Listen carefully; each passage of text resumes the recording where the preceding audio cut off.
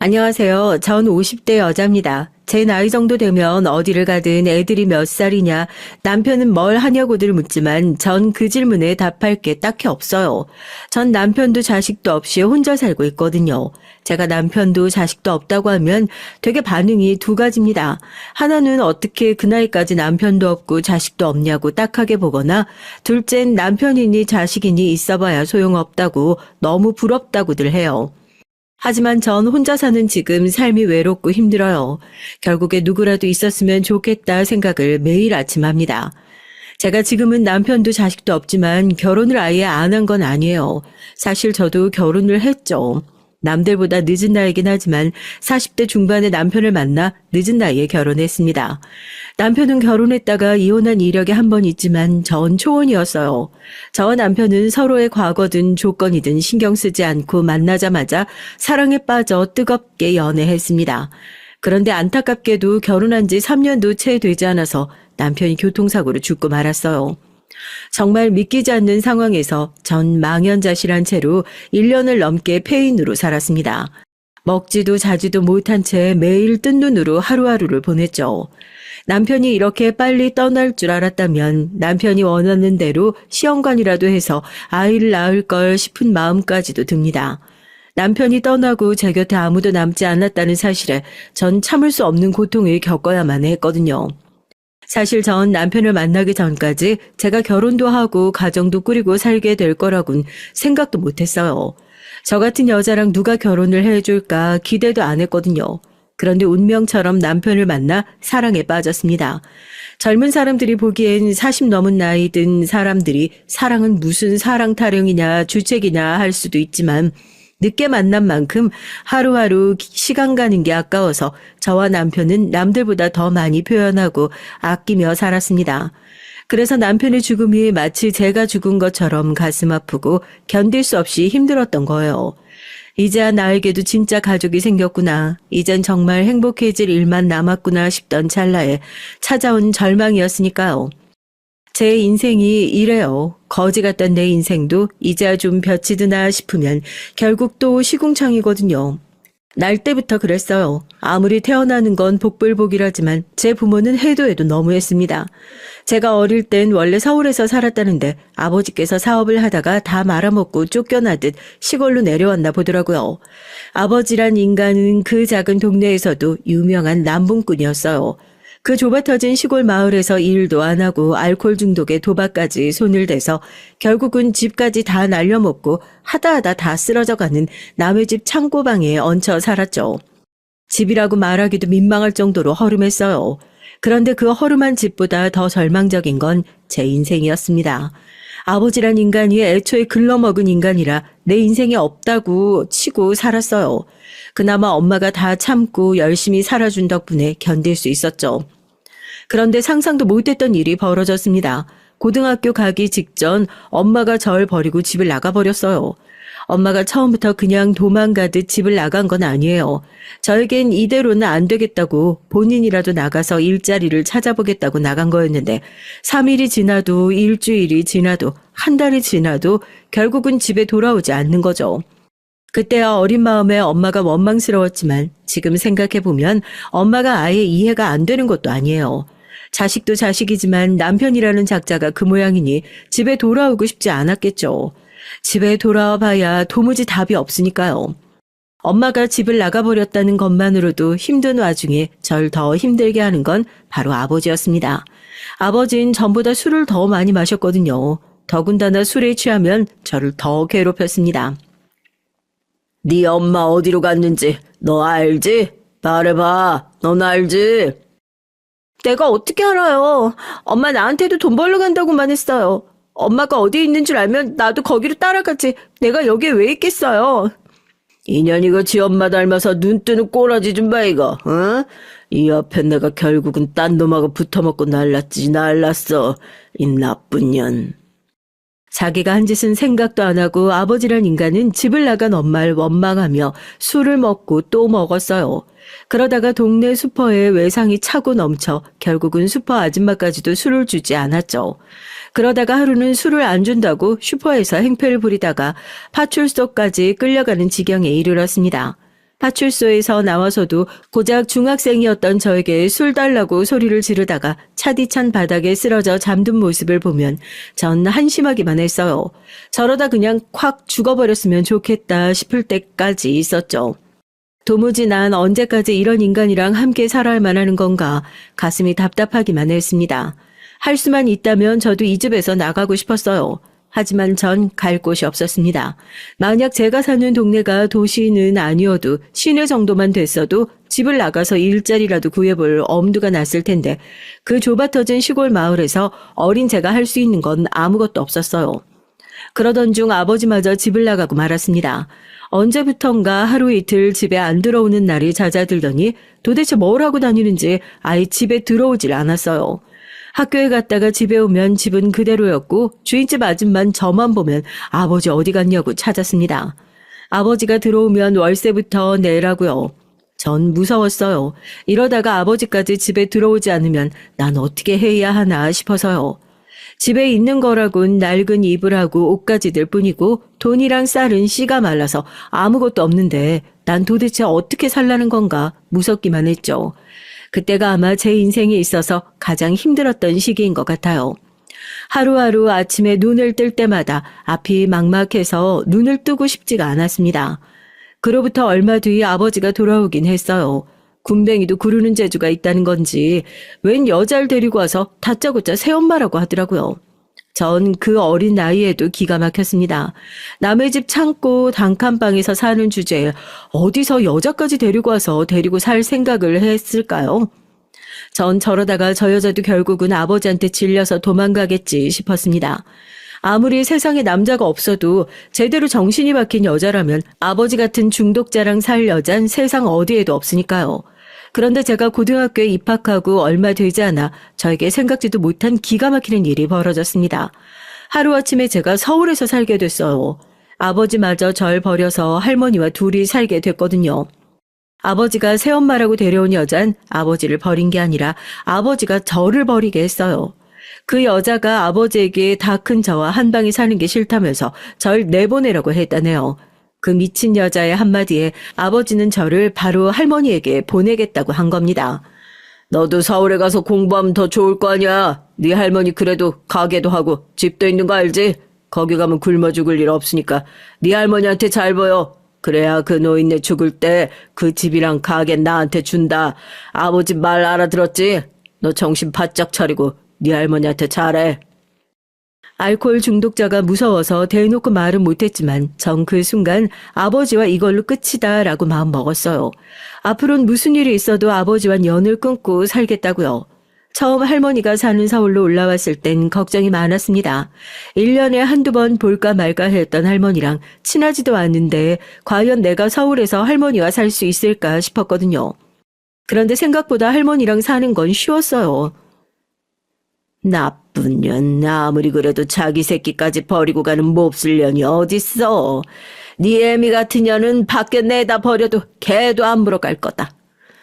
엄마를 욕하는 것만 들어주면 됐거든요. 할머니는 이 화근이 아버지가 아니라 엄마라고 생각했어요. 엄마가 집을 나가는 바람에 아버지가 술만 먹고 힘들어하다가 아버지가 여우 같은 여자한테 빠져서 절 보내버린 거라고요. 그 순진한 놈이 마누라 집 나가고 얼마나 힘들었으면 그 여우 같은 년한테 의지하고 살겠다고 자기 자식까지 버리겠어. 이게 다 네 엄마 때문이야. 저도 처음엔 엄마도 방법이 없다고, 아버지가 일도 안 하고 매일 술만 먹고 도박만 했다고, 그래서 엄마도 버티다 나간 거라고 말대꾸도 해봤지만 소용없었어요. 할머니는 듣고 싶은 말만 듣고 하고 싶은 말만 했습니다. 나중엔 저도 사는 게 힘들고 지쳐서 할머니가 하는 말에 일일이 대꾸할 힘도 없었어요. 사실 지금 이 나이에 이런 얘기 하기 좀 부끄럽지만 서울에서 학교 다니는 게 생각처럼 쉽지 않았거든요. 제가 서울에 오면서 여자 고등학교로 전학을 왔는데 반에 이상한 애들 몇 명이 절 시골 촌에서 왔다고 촌년이라고 부르면서 괴롭혔어요. 저희 할머니가 청국장 가게를 하고 계셨는데 그걸 어떻게 알았는지 그년들이 저만 보면 제 교복에서 자꾸 청국장 냄새가 난다고 구박을 했거든요. 아우, 어디서 똥 냄새 안 나니? 아우, 맞다. 우리 촌년 청국장 냄새였구나. 너희 할머니 도대체 뭘 가지고 장사를 하길래 맨날 이렇게 똥내가 진동을 해? 혹시 너희 할머니가 파는 거 청국장 아니고 촌년 너 똥 아니야? 서울 애들이라 뭔가 좀 다를 줄 알았는데 하는 짓이 국민학교 애들보다 유치했어요. 전 상대하고 싶지도 않아서 들은 채도 안 했는데 그게 더 재밌는지 괴롭히는 수위가 점점 더 커지더라고요. 야, 춘년, 너 부모도 없이 할머니랑 둘이 산다며? 왜? 너 엄마 아빠 둘 다 죽었어? 그래서 청국장 할머니랑 사는 거야? 애들은 그런 식으로 유치하게 괴롭히는 게 재밌는지 몰라도 저에겐 상처였습니다. 좋든 싫든 제 가족들인데 그걸 가지고 듣기 싫은 소리를 하니 너무 힘들었죠. 부모님 돌아가신 거 아니야. 두 분 다 일 때문에 지방에 계셔서 나만 서울 할머니 댁에 지내는 거야. 아, 너네 집 너무 가난해서 돈 벌러 가족들이 여기저기 다 흩어져 사는구나. 아유, 불쌍해서 어떡해 우리 촌년. 촌년이라고 부르지 말라고 할머니 가게 얘기도 하지 말라고 매번 소리치고 싸워봤지만 소용없었어요. 제가 소리를 지르고 대들수록 애들의 괴롭힘은 더 심해졌으니까요. 옛날 기억이라 까마득해질 만도 한데 이상하게 그때의 기억은 생각할수록 더 또렷해져요. 한 번은 이런 적이 있었습니다. 학교가 끝나서 집에 가려고 하는데 한 애가 와서 저한테 몇 시까지 무슨 식당으로 오라고 하더라고요. 나 오늘 생일이라 생일잔치 하거든? 친구 몇 명만 모여서 먹기로 한 거니까 늦지 않게 와. 항상 절 촌년이라고 놀리던 년 옆에서 졸졸 따라다니던 애라 얘가 웬일로 생일에 날 초대하지 싶어 처음엔 안 가려고 했어요. 괜히 장난 같아서요. 그런데 시간이 가까워질수록 저도 생일잔치에 가고 싶다는 생각이 들더라고요. 그때까지 한 번도 친구들 생일은 가본 적이 없었는데 이 기회에 애들하고 친해지면 좀 덜 괴롭히지 않을까 하는 생각이 들기도 했고요. 그래서 없는 돈에 생일 선물까지 사서 그 아이가 말한 식당 앞으로 갔습니다. 그런데 역시나 제가 너무 순진했습니다. 좀 이상하다 싶었을 때 가지 말았어야 했어요. 제가 식당에 도착했을 때 이미 생일 잔치는 끝났는지 애들이 하나둘 식당에서 나오고 있더라고요. 나 시간 맞춰서 왔는데 벌써 끝난 거야? 어머, 얘 진짜네? 뭐야? 너 선물도 사왔어? 뭐야? 선물 뭔데? 아니, 그거 줘. 네 거 아니라 정숙이 생일 선물이야. 제가 사온 생일 선물을 뺏은 나쁜 년이 자기 마음대로 생일 선물을 뜯어버렸죠. 그러더니 제가 사온 선물을 보고 비웃었습니다.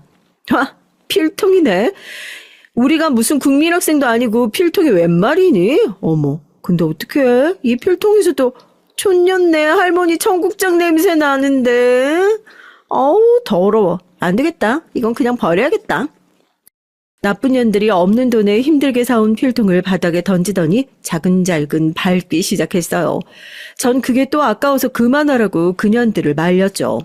야, 촌년, 넌 네 주제를 알아야지. 내가 진짜 널 내 생일에 초대라도 한 줄 알았냐? 그만들 좀 해. 내가 너희한테 뭘 잘못했다고 이러는 거야?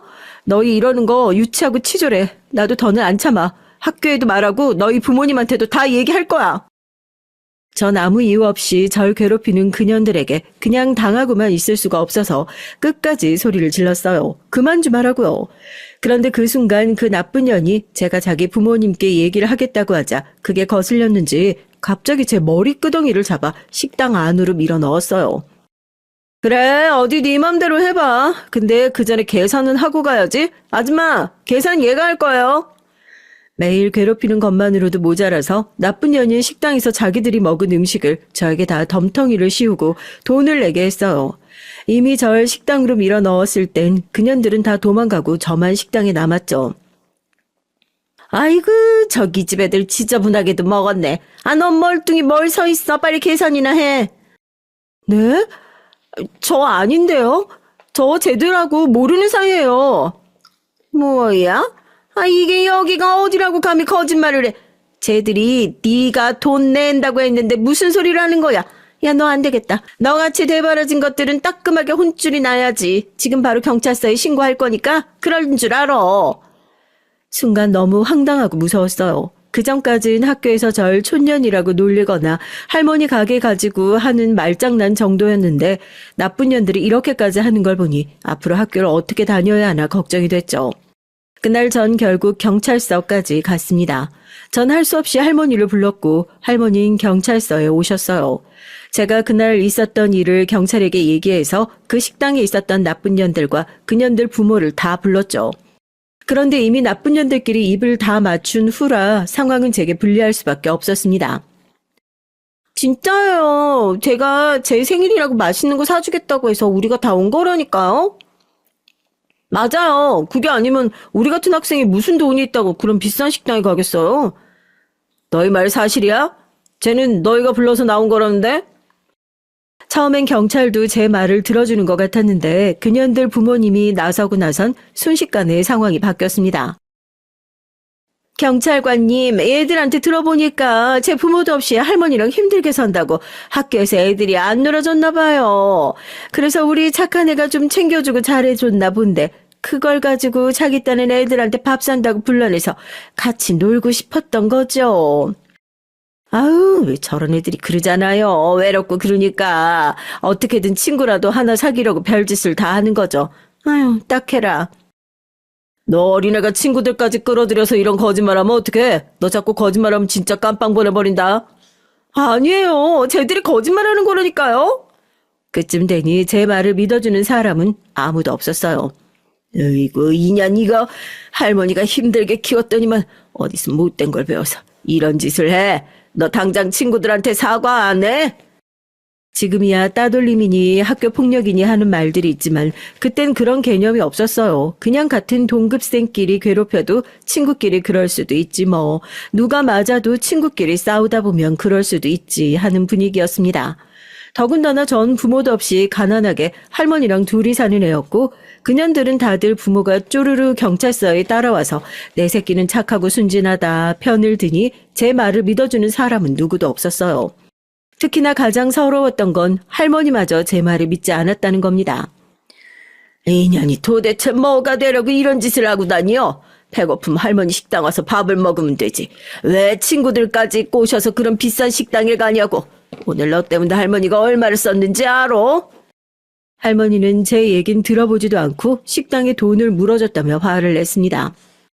내가 안 그랬다고. 내가 그런 거 아니라고. 이게 뭘 잘했다고 이래. 너 자꾸 이러면 네 애비한테 보내버릴 거야. 나도 못 키우겠다고. 소리를 지르며 울부짖었지만 소용없었어요. 당시 할머니도 나이가 들어서 힘들고 어려운 와중에 젓간이 떠안았으니 귀찮고 힘들었겠죠. 아무리 그래도 부모한테도 버려진 애한테 툭하면 못 키우겠다고 하셨어요. 더군다나 다시는 상종도 하고 싶지 않은 아버지에게 자꾸만 보내겠다고 하시니 하루하루가 초조하고 불안하기만 했습니다. 그러던 중 우연히 엄마가 계신 곳을 알게 됐어요. 제가 생일이라고 막내 이모에게 연락이 왔는데 이모가 엄마의 행방을 알고 있더라고요. 막내 이모는 엄마랑 터울이 많이 지는 동생이에요. 이모는 당시에 결혼도 안 한 아가씨라 아무래도 부모랑 떨어져 할머니한테 얹혀 사는 게 안쓰러웠던 것 같아요. 이모도 바쁘면서 종종 저에게 잘 지내는지 연락을 하기도 했고 생일이면 꼬박꼬박 전화해서 밥을 사주기도 했습니다. 그날도 어김없이 학교 앞으로 찾아와서 먹고 싶은 걸 사주겠다고 했어요. 덕분에 오랜만에 밖에서 외식하고 이모가 집 앞까지 데려다 줬습니다. 사실 엄마의 행방을 먼저 물은 건 저예요. 전 느낌으로 엄마가 왠지 서울에 있을 거란 생각에 할머니 댁으로 오고 난 뒤엔 더 엄마가 보고 싶었습니다. 그래서 이모를 만날 때마다 혹시나 엄마의 행방을 아는지 물어본 거예요. 네 엄마 나한테도 정확히 어디라고 말은 안 하는데 느낌상 서울에 사는 건 맞는 것 같다. 네 생일이라고 걱정은 되는지 나한테 돈을 붙였더라고. 너 맛있는 거 사주라고. 그래서 내가 은행 가서 물어봤더니 돈 버는 데가 신당동 지점이더라고. 이 말을 듣는데 순간 떠오르는 사람이 있었습니다. 엄마 친구 중에 신당동에서 옷가게를 하는 친구가 있어서 절 데리고 몇 번 간 적이 있어요. 아버지가 망하고 힘들 때마다 엄마가 절 데리고 그 친구분 댁에 가서 며칠 자기도 하고 돈을 빌리기도 했거든요. 전 분명 엄마가 그 친구분 댁에 있다고 확신했어요. 저는 그 주 주말에 바로 엄마를 찾아 무작정 신당동으로 갔습니다. 몇 년 된 기억이라 엄마 친구분 집은 기억이 나지 않았지만 분명 기억하는 게 하나 있거든요. 엄마 친구분 옷가게는 기억이 나요. 버스에서 내려서 바로 그 앞에 있었거든요. 전 기억을 더듬어 버스에서 내리자마자 주변을 둘러봤습니다. 그런데 제 기억이 맞았어요. 버스 정류장 앞에 그 옷가게가 그대로 있더라고요. 전 고민하다 옷가게에 들어갔습니다. 그런데 그 옷가게에 엄마 친구가 아닌 저희 엄마가 있었어요. 엄마! 전 엄마를 보자마자 눈물이 왈칵 쏟아지고 말았습니다. 가기 전에 만약에라도 엄마를 만나게 된다면 절대 울지 말고 태연하게 굴어야지라고 다짐했는데도 막상 엄마를 보니 참을 수가 없이 눈물이 나더라고요. 그런데 몇 년 만에 가족 상봉이 감격스러운 건 저뿐이었나 봐요. 엄만 절 보자마자 마치 못 볼 걸 보기라도 한 사람처럼 놀라서 눈이 휘둥그레졌습니다. 그 순간 생각지도 못한 장면을 목격하고 말았어요. 가게 안쪽에서 웬 남자가 나오는데 어린 아기를 안고 나오더라고요. 여보, 우리 딸내미가 일어나자마자 계속 우는데 젖 먹을 때 된 거 아니야? 아기를 안고 나온 남잔 엄마를 여보라고 불렀습니다. 전 그 순간 너무 당황해서 옷가게를 도망치듯 나와버렸어요. 그리고 그 자리에서 얼음처럼 굳어버리고 말았습니다. 그때였어요. 뒤에서 인기척이 나서 돌아봤더니 엄마가 절 따라왔더라고요. 너 여긴 어떻게 알고 왔어? 이 먼 데까지 혼자 온 거야? 전 아직도 얼굴에 눈물 범벅인데 엄마는 아무렇지도 않은 얼굴로 여기까지 어떻게 왔냐고, 본인이 여기 있는 걸 어떻게 알았냐고 묻기 바빴습니다. 그 순간 저도 모르게 화가 버럭 나더라고요. 엄마라는 사람이 몇 년 만에 딸을 봤는데 할 말이 저런 소리밖에 없나 해서요. 엄만 딸을 몇 년 만에 본 건데 내가 여기 어떻게 왔는지만 궁금해? 엄마, 내 친엄마 맞아? 엄마의 행동에 놀란 전 눈앞에 이 사람이 정말 나를 낳은 친엄마가 맞기는 한가 의심이 들더군요. 사람이라면 어떻게 자기가 낳은 자식한테 저러나 싶어서요. 그날의 충격이 얼마나 컸는지 환갑이 다 된 지금까지도 그날의 기억이 생생합니다. 엄마가 날 버리고 재혼을 했을지도 모른다는 생각을 아예 안 한 건 아니었지만 엄마가 정말 남자를 만나 결혼해서 아이까지 낳고 사는 모습을 직접 제 두 눈으로 보고 나니 놀라지 않을 수가 없더라고요. 네가 원망해도 할 수 없어. 너 이제 컸으니까 다 알 거 아니야. 나도 네 아빠랑 사는 동안 어떻게든 잘 살아보겠다고 노력했어. 근데 도저히 안 되겠더라.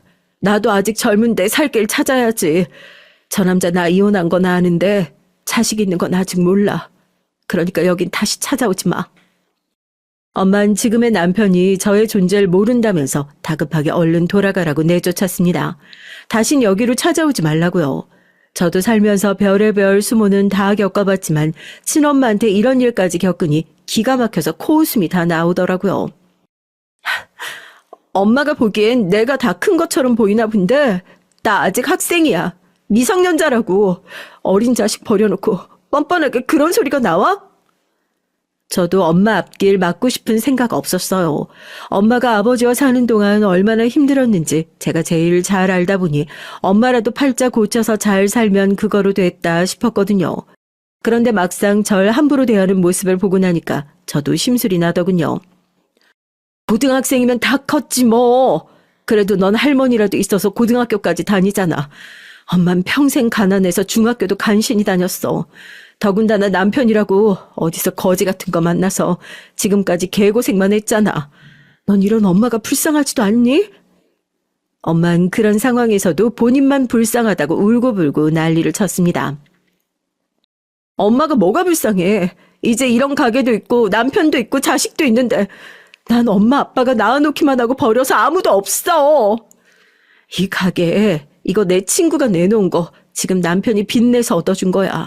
너야 젊지만 엄만 이제 나이도 있는데 남편이랑 애랑 어떻게든 잘 살아야 될 거 아니야.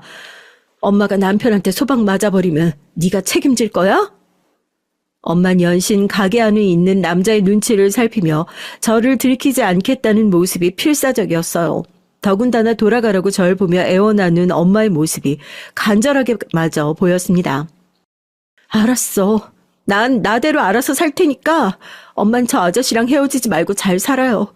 다신 엄마 보러 안 올게. 전 그대로 돌아섰어요.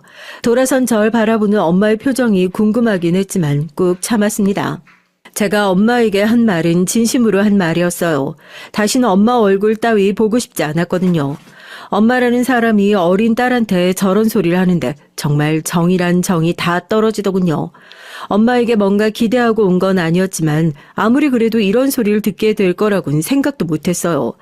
나는 전생에 도대체 얼마나 큰 죄를 지었기에 부모가 둘 다 저 모양일까 싶더라고요.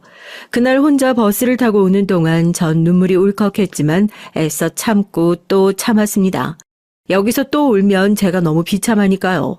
그리고 마음속으로 굳게 다짐했던 게 이 순간부터 나에게 부모는 없다. 혼자 힘으로 어떻게 해서든 이 험난한 인생을 이겨내고 살자였습니다. 그리고 아무리 힘든 순간이 와도 엄마든 아버지든 절대 찾아가지 않겠다 다짐했죠. 무슨 일이 있어도 혼자 살아갈 수 있도록 말이에요. 전 그날의 그 다짐을 이뤄냈습니다. 고등학교 졸업한 순간부터 지금까지 아무리 힘들고 버거운 순간에도 부모님을 찾아가는 바보 같은 짓은 하지 않았어요. 물론 제 부모라는 사람들은 워낙 뻔뻔하다 보니 자기들 힘들 때 저를 찾고는 했어요. 먼저 연락이 온 건 아버지였습니다. 갑자기 연락이 와서 무슨 일인가 했더니만 역시나 말도 안 되는 소리를 하더군요. 딸년이라는 게 아버지가 어떻게 사는지 어쩜 안부 전화도 한 통을 안 하냐? 나 당장 죽게 생겼으니까 지금 당장 집으로 내려와. 전 아버지의 말에 기가 막혀서 웃음이 다 났어요. 저도 이런 순간을 아예 생각하지 않았던 건 아니에요. 아버지나 엄마나 사람이니 언젠간 죽게 되는 순간이 있겠죠. 그때 돼서야 자식이라고 날 찾으면 어떻게 해야 하나 수도 없이 상상했습니다. 하지만 몇 번을 다시 생각해도 아버지든 엄마든 보고 싶지 않았어요. 남들이 저에게 손가락질을 하더라도 전 아버지든 엄마든 죽든 말든 상관하고 싶지 않았거든요. 자식이라고 낳아놓기만 하고 아버지 노릇은 한 적도 없으면서 이제 와서 자식은 무슨 자식이에요? 난 아버지 없으니까 다신 연락하지 말아요. 뭐야? 너 2년 어디 감히 아버지를 버려? 네가 그러고도 자식이야? 유라질년. 전 연신 욕지거리를 해대는 아버지의 말을 듣기도 싫어서 그대로 전화를 끊어버렸습니다. 하지만 끈질긴 아버지는 그 이후에도 여러 번 전화를 했어요. 너 끊지 말고 내 말 잘 들어. 나 간암 사기란다. 너 암은 유전인 거 알지? 네가 아무리 내 딸이라고 우겨도 핏줄은 절대 못 속이는 거야. 나 죽고 나서 너도 암에 걸려서 죽을 수도 있다는 얘기라고. 그때 너도 나한테 한 것처럼 똑같이 아무도 없이 혼자 쓸쓸하게 살아봐. 나쁜 년 같으니라고. 아버지란 인간은 끝까지 저에게 악담을 퍼부었습니다. 유전은 무슨? 할머니 당뇨 때문에 돌아가셨지. 속은 깨끗했던 거 몰라요? 아버지가 암에 걸린 건 다 아버지가 평생 술만 먹고 살아서 그런 거예요. 괜한 핑계로 자꾸 전화하지 마요. 나 아버지 죽었다고 해도 안 갈 거니까. 그날 밤 혼자 이불 속에서 얼마나 울었는지 몰라요. 그때 기분은 저도 잘 모르겠어요. 말로 설명할 수 없지만 가슴이 아플 정도로 힘들었습니다. 그렇게 평생 술을 먹어대더니만 결국은 아버지가 암에 걸렸다는 소리를 들어선지 아니면 몇십 년 동안 연락도 안 하던 인간이 죽기 전까지 자식한테 악담을 늘어놓는 끔찍한 모습이 가슴 아팠던 건지 암튼 자꾸만 눈물이 났어요. 남들이 들으면 저에게 독하다고 아무리 그래도 아버지가 죽었는데 나 몰라라 한다고 할진 모르겠지만 전 이게 맞는다고 생각해요. 저와 같은 상황에 놓여보지 않은 사람들은 모릅니다. 전 아버지의 장례식장에 가지 않은 걸 지금까지도 후회하지 않습니다. 제가 부모라는 인간들에게 보고 배운 게 그거거든요. 전 그대로 돌려줄 것뿐이에요.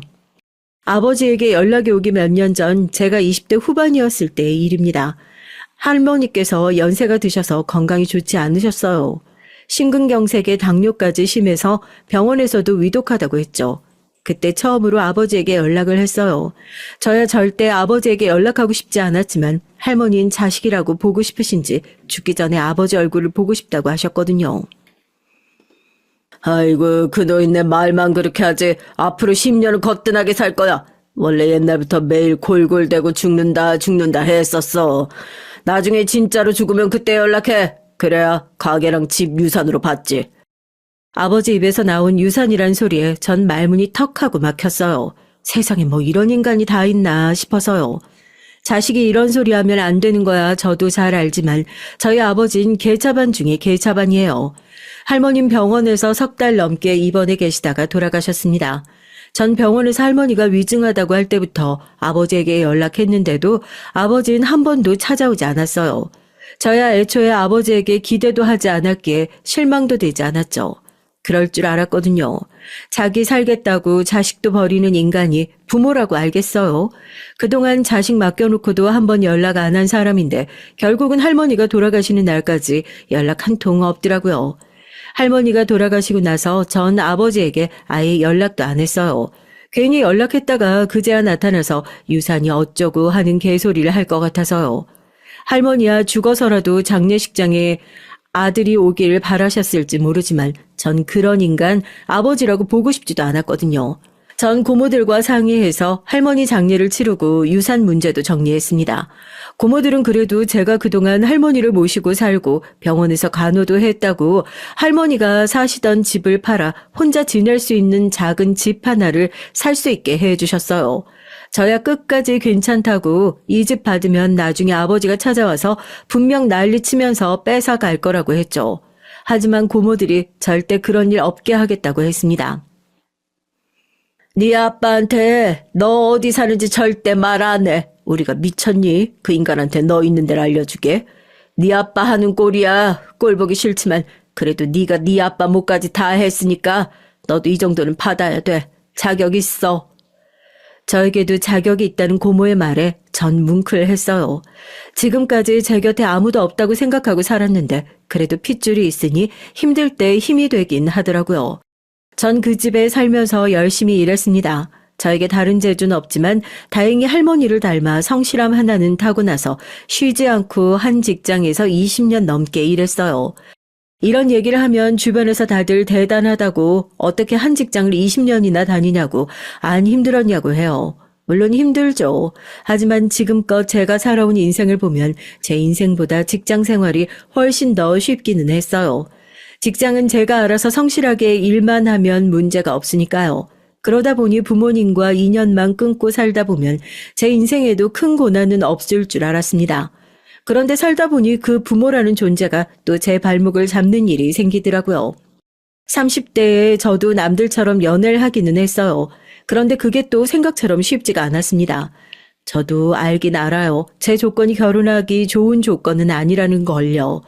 전 사람들에게 일일이 구질구질하게 설명하고 싶지 않아서 부모님 얘긴 잘 안 해요. 굳이 사람들이 물으면 그냥 어릴 때 부모님이 돌아가셔서 할머니 품에서 자랐다고 얘기했죠. 그러면 사람들의 반응은 대부분 고생했겠다, 힘들었겠다, 위로를 하고는 했습니다. 그런데 제가 불쌍하기는 하지만 그렇다고 이런저런 가족으로 맞이하고 싶지는 않은가 봐요. 30대가 돼서 처음 만났던 남자친구는 제가 부모님이 계시지 않다는 걸 별로 좋아하지 않았습니다. 난 괜찮은데 우리 부모님께서 편견이 좀 있으셔. 편부모만 해도 제대로 된 부모 사랑 못 받아서 성격에 그늘이 있을 거라고 하시는데 아예 부모님이 안 계신다고 하면 걱정하실 것 같아. 말로는 부모님 핑계를 댔지만 결국 저와 결혼까지 하기는 어렵다는 얘기였어요. 저야 워낙 눈치가 빠르다 보니 이 남자랑은 더 사이가 깊어지기 전에 헤어져야겠다 싶었죠. 그래서 남자친구에게 무슨 말인지 알겠다고 그럼 그냥 헤어지자고 했어요. 저도 남자친구가 좋긴 했지만 제 조건을 받아들여주지 않는 집안에 가족의 일원이 되고 싶진 않았어요. 제 잘못도 아닌 걸 이유로 환영받지 못한다면 제가 아무리 잘해도 소용없을 것 같았거든요. 그런데 이 남자가 제가 좋기는 했는지 그래도 부모님에게 인사는 가자고 하더라고요. 제가 워낙 싹싹하고 예의가 바르니 부모님께 잘 말씀드리면 부모님이 안 계신 정도는 허락해 주실지 모른다고요. 그런데 남자친구는 자기 부모님이 어떤 사람인지 잘 몰랐던 것 같아요. 당시 남자친구의 부모님은 저와 남자친구의 결혼을 허락하기 위해 부른 게 아니라 저에게 결혼은 절대 안 된다고 반대하기 위해 절 부르신 거였습니다. 내가 이럴 줄 알고 한번 직접 보자고 한 거라니까. 아무리 화장하고 꾸민다고 해도 사람이 어린 시절부터 타고나고 자란 건 무시 못하는 거야. 이 얼굴 좀 봐라. 눈에 입가에 그늘이 가득하잖니? 제가 인사를 드리고 소개를 하자마자 남자친구 어머니는 다짜고짜 제 얼굴에 그늘이 있다고 꼬투리를 잡으셨어요. 내 아들이 하도 좋다고 제발 한 번만 만나보고 판단하라고 해서 집까지 오라고 하기는 했다만 난 너 같은 며느리 볼 생각 없다. 우리 아들이 3대 독자야, 3대 독자. 어른들이 우리 집안에 어떤 며느리가 들어올지 두 눈 뜨고 지켜보고 계신데 부모도 없는 고아한 며느리 절대 안 되지. 남자친구 부모님께서 절 고아라고 하시는데 순간 저도 모르게 표정 관리가 안 되더라고요. 더군다나 제가 그런 소리까지 듣고 있는데 아무 말도 못하고 입을 꾹 다물고 있는 남자친구가 더 싫었어요. 제 말 잘못 들으신 것 같은데 부모님 돌아가시고 할머니께서 키워주신 덕분에 전 고아는 아닙니다. 그런데 어찌됐든 제가 마음에 안 드시면 할 수 없죠. 저도 저 싫다는 집안에 며느리로 들어올 생각 없습니다. 전 제 할 말을 다 하고 나서 그대로 몸을 돌려 그 집을 나왔어요.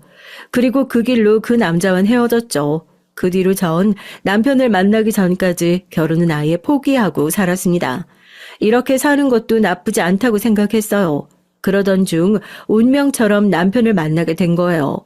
사는 동안 상처로 얼룩진 제 마음을 어루고 달래며 살아준 남편 덕분에 전 말 그대로 새 사람이 됐습니다. 더는 누구도 원망하지 않고 미워하지 않은 채 평화롭게 살았어요. 그런 남편이 하루아침에 죽어버렸으니 1년이나 폐인처럼 살았던 거죠. 그래도 최근 1년은 어떻게든 잘 살아보기 위해 노력했습니다. 제가 사는 꼴을 보면 하늘에서도 남편이 그렇게 살지 말라고 잔소리를 할 것 같아서요. 그 노력의 일환으로 여고 시절 동창회에 가게 됐어요. 마음 같아선 만나고 싶은 사람도 별로 없어서 안 가고 싶었지만 그래도 몇 년째 꼭 참석하라고 계속해서 연락이 왔는데 계속 거절하기도 뭐해서 못 이기는 척 참석했습니다.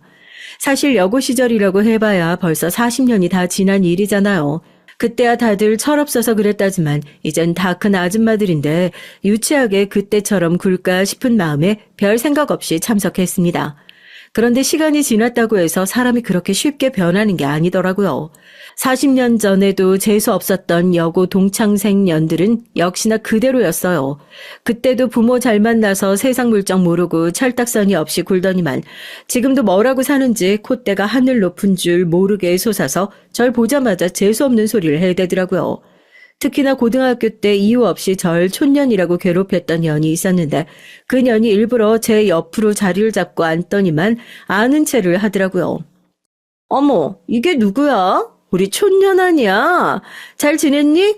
그동안 너 어떻게 사나 궁금해서 계속 연락했었는데 왜 이제야 나왔어? 저도 고등학교 때 워낙 당한 게 있다 보니 보자마자 그년을 알아봤습니다. 저한테 미운 말을 할 때마다 실룩거리던 눈가에 점이 그대로 있더라고요. 아, 사는 게 바빠서 정신없이 살다 보니까 동창회까지 나올 여력이 없었네. 다들 잘 지냈지? 저는 애써 그때 일은 다 잊고 잘 사는 것처럼 보이고 싶어서 최대한 밝게 웃어 보였습니다. 그럼 우리야 잘 지냈지. 근데 너 같은 촌년이 이런 고급 호텔도 오고 우리 덕분에 출세했다 얘. 너 이런 데 처음 와보지? 여기 뷔페 괜찮으니까 꼭 먹고 가. 그래, 네가 이런 데를 또 언제 와보겠어. 천천히 다 먹고 가. 아, 너무 맛있다고 촌스럽게 또 그 짝퉁 가방에 싸서 가지고 가면 안 된다. 여고 시절 절 괴롭히던 년 옆에 항상 붙어서 훈수를 두던 년도 똑같이 쭈글쭈글하게 늙었더군요. 그녀는 제가 들고 온 가방을 손으로 툭 치면서 이딴 짝퉁은 도대체 어디서 사는 거냐고 꼭 진짜같이 생겼다고 웃어댔어요. 주변의 동창년들은 도대체 뭐가 재밌는지 자기들끼리 시시덕거리며 난리가 났습니다. 전 그년들 하는 짓에 기가 막혀서 웃음도 안 나왔어요. 그리고 이딴 시답지 않은 년들한테 고등학교 3년 동안 내가 왜 그런 수모를 당했을까 후회가 되더라고요. 지금 보면 아무것도 아닌 찌질한 것들인데 말이죠. 전 당장 자리에서 일어나 내가 누군지 똑똑히 알려줘야겠다 싶었습니다. 그때였어요. 호텔 지배인이 직원 몇몇과 빠른 종종 걸음으로 일제히 제가 있는 테이블로 다가왔습니다. 그리고 저에게 정중하게 90도로 인사를 했어요.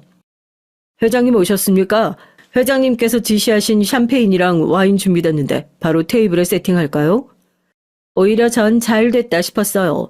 내가 혼자 나서서 얘기해봐야 멍청한 인연들은 알아듣지도 못할 텐데 지배인이 알아서 나서주니 설명할 시간을 벌어서 고맙더군요. 그래요. 이제 거의 올 사람들 다 온 것 같은데 자리마다 잔이랑 넉넉하게 준비해줘요. 전 평소보다 더 위험 있게 보이기 위해 자리에서 일어나 직원들에게 눈짓했습니다. 부족하지 않게 준비하라고요. 뭐야, 촌년? 너 지금 뭐 하는 거야? 아, 네가 뭔데 직원들한테 이래라 저래라야? 눈치 없는 년은 아직도 상황 파악을 못하고 오히려 저에게 뭐 하는 거냐고 따졌어요. 아니, 지금 여기 직원들이 천년도로 회장님이라고 한 거야? 대박. 아, 이게 말이 돼? 회장님, 준비 다 됐습니다. 필요하신 일 있으시면 말씀해 주세요. 아니에요. 이 친구들이 좀 놀란 것 같은데 우선 진정들 좀 시키고 필요한 거 있으면 다시 얘기할게요. 제 손짓 한 번에 지배인과 직원들이 물러나자 동창년들은 이게 무슨 상황이냐며 수군거렸어요. 그 순간 전 기가 차서 지배인이 가져다 준 와인잔에 와인을 가득 따라 머리 위로 높이 올렸습니다. 다들 오랜만이다. 내가 그동안 호텔 일로 바빠서 연락도 못했는데 이렇게 우리 호텔까지 와줘서 고마워. 내가 여기 호텔 회장이야. 오늘 음식이랑 술은 내가 다 쏘는 거니까 다들 마음껏 먹어. 제 말에 다들 입을 다물질 못하고 어쩔 줄 몰라 했어요. 특히나 고등학교 때부터 절 괴롭히고 놀리던 년들은 더 당황해서 머리까지 조아렸습니다. 말도 안 돼. 저 시골뜨기 초년이 어떻게 호텔 사장이 돼? 정숙이, 넌 전현이 여기 사장인지도 모르고 예약했어? 아니, 나야 그냥 동창 회장이 우리 동창 중에 호텔에 아는 사람이 있다고 싸게 해준다고 해서 신나서 예약했지. 영덕이 너도 몰랐으면서 왜 나한테 지랄이야? 뭐 지랄? 너 말 다 했니? 이게 나이 좀 먹었다고 우냐우냐 해줬더니 지가 아직도 내 친구인 줄 아나? 뭐야? 너야말로 친구도 없는 거 불쌍해서 지금껏 옆에서 놀아줬더니만 고마운 줄은 몰라. 얘들이 다 너 재수없다고 동창회도 못 나오게 하라는 걸 내가 지금까지 불러준 거야.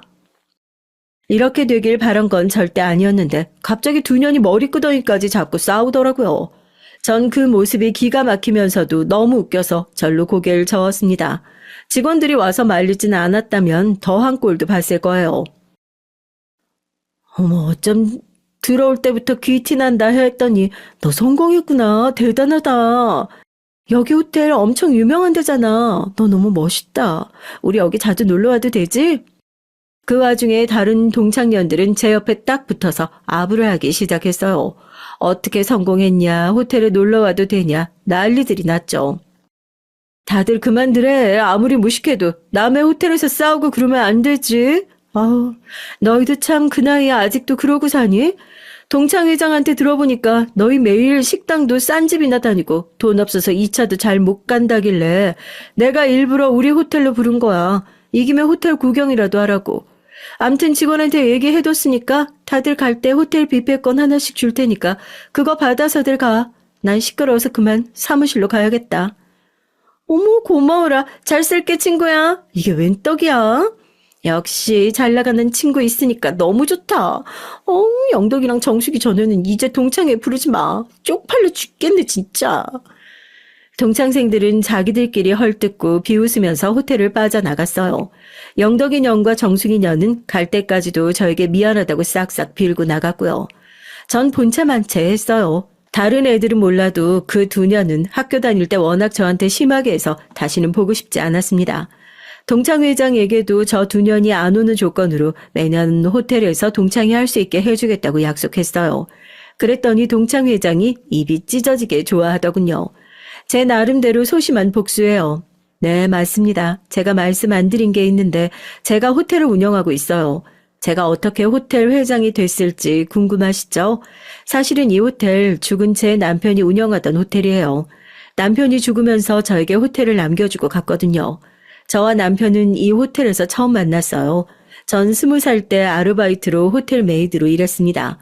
호텔 객실을 청소하는 일이요. 그러다가 일이 너무 재밌어서 호텔에서 일을 계속하고 싶었어요. 그 깔끔하고 웅장한 느낌이 너무 좋아서요.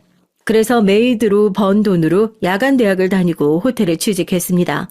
하는 일은 호텔 식당이랑 커피숍에서 서빙을 하는 거였지만 그래도 호텔에서 일한다는 게 너무 좋았어요.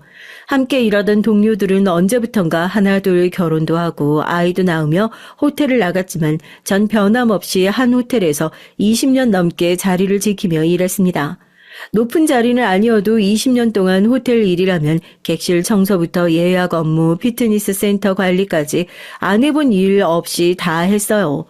고등학교까지 공부라고는 담 쌓고 살았던 제가 호텔에서 더 열심히 일해보겠다고 영어에 일본어까지 마스터할 정도로 호텔 일에 진심이었거든요. 그런 저의 노력을 호텔에서도 인정해 주셔서 지난 20년 동안 친절 사원으로 6번이나 뽑혔습니다. 승진도 해서 나중엔 호텔 운영팀에 들어가게 됐고요. 그곳에서 처음 남편을 만났어요.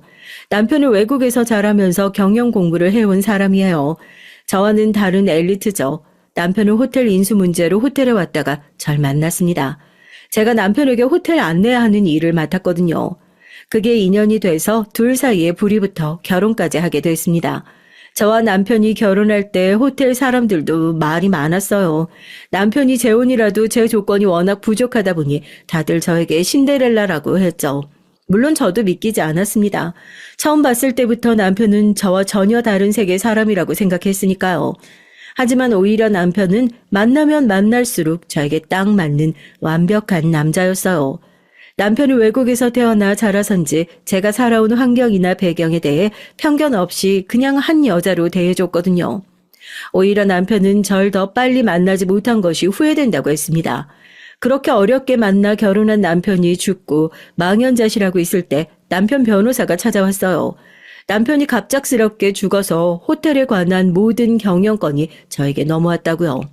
당시엔 너무 혼란스러워서 제가 맡을 수 없다고 극구 거절하고 전문 경영인을 고용했습니다. 지금도 물론 회장직으로 자리하고 있긴 하지만 경영에 관해선 간섭하지 않아요. 단 제가 20년 넘게 호텔에서 일하면서 쌓은 노하우로 직원들에게 서비스 교육이나 직원 복지 부분에 관해선 관여하고 있고요.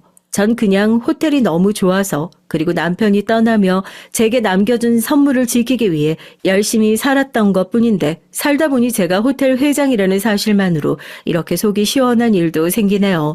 여러분이 보시기엔 어떠세요? 이 나이에 제가 너무 유치한가요? 하지만 어쩌겠어요. 저도 사람이라 당하고만 살긴 싫은걸요.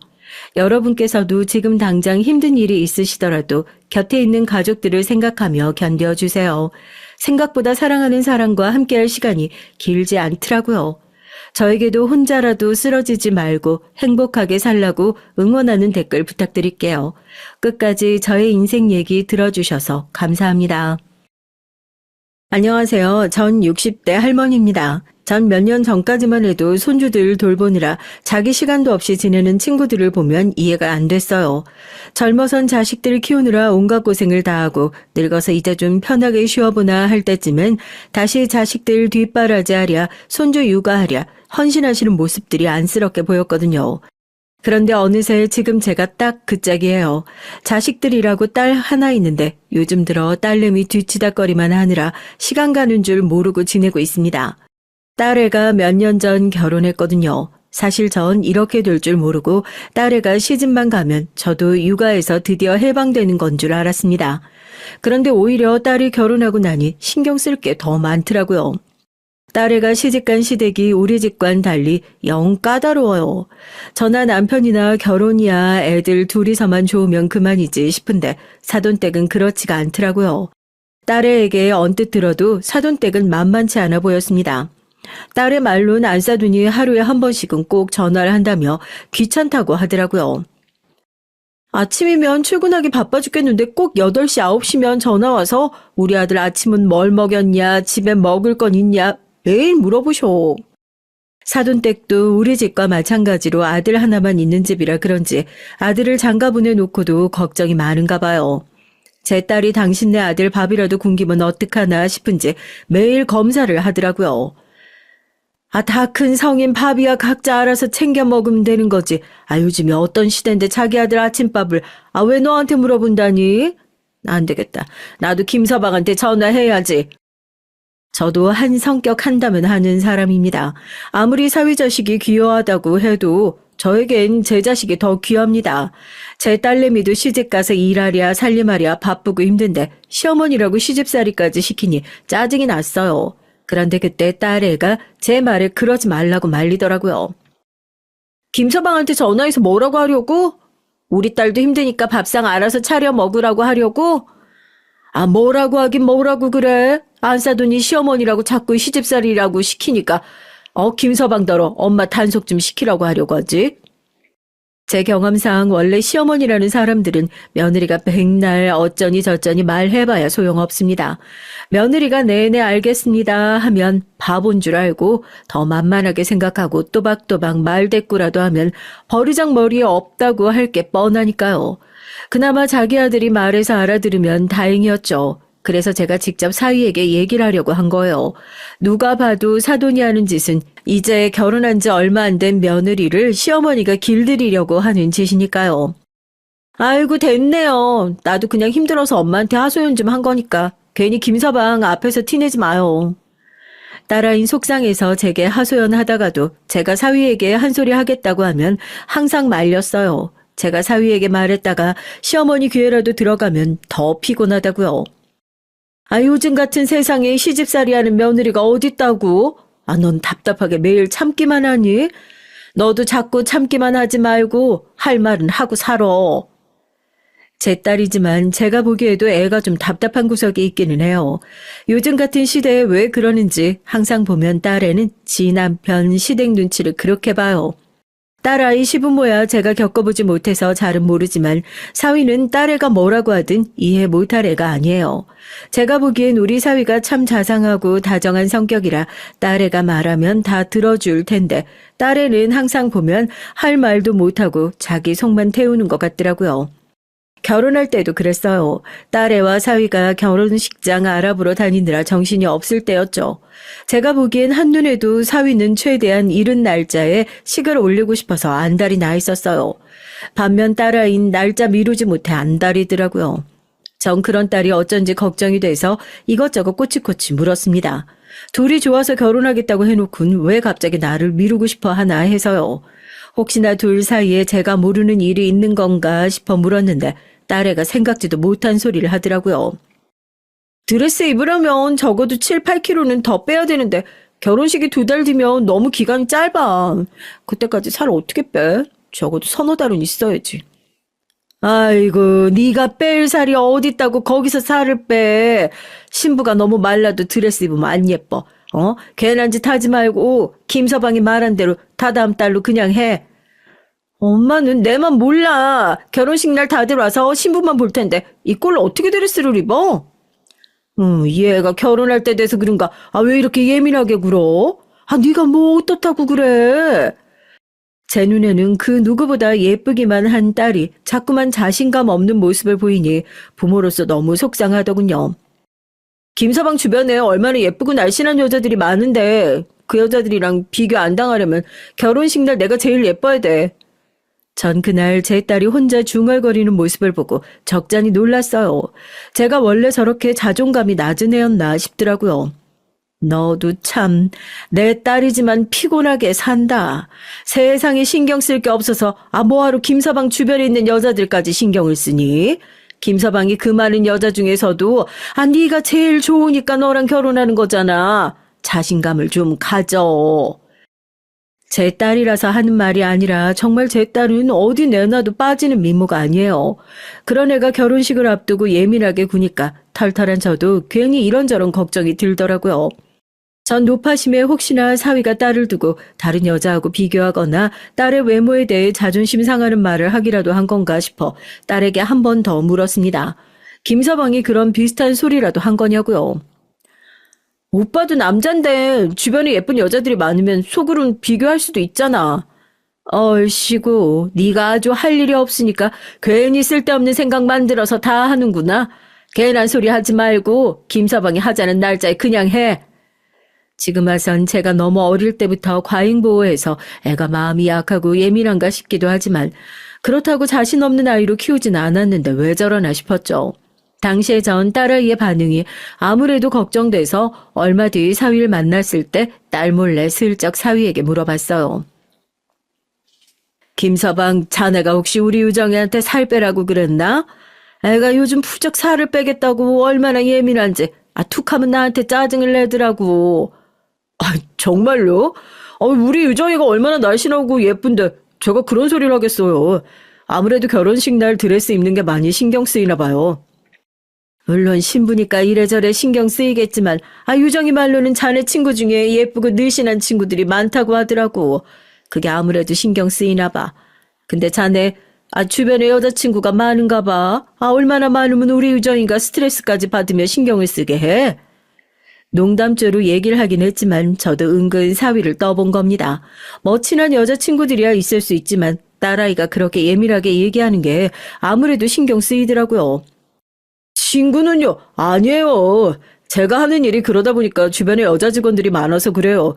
유정이가 싫어하면 당연히 따로는 볼 일 없죠. 그치?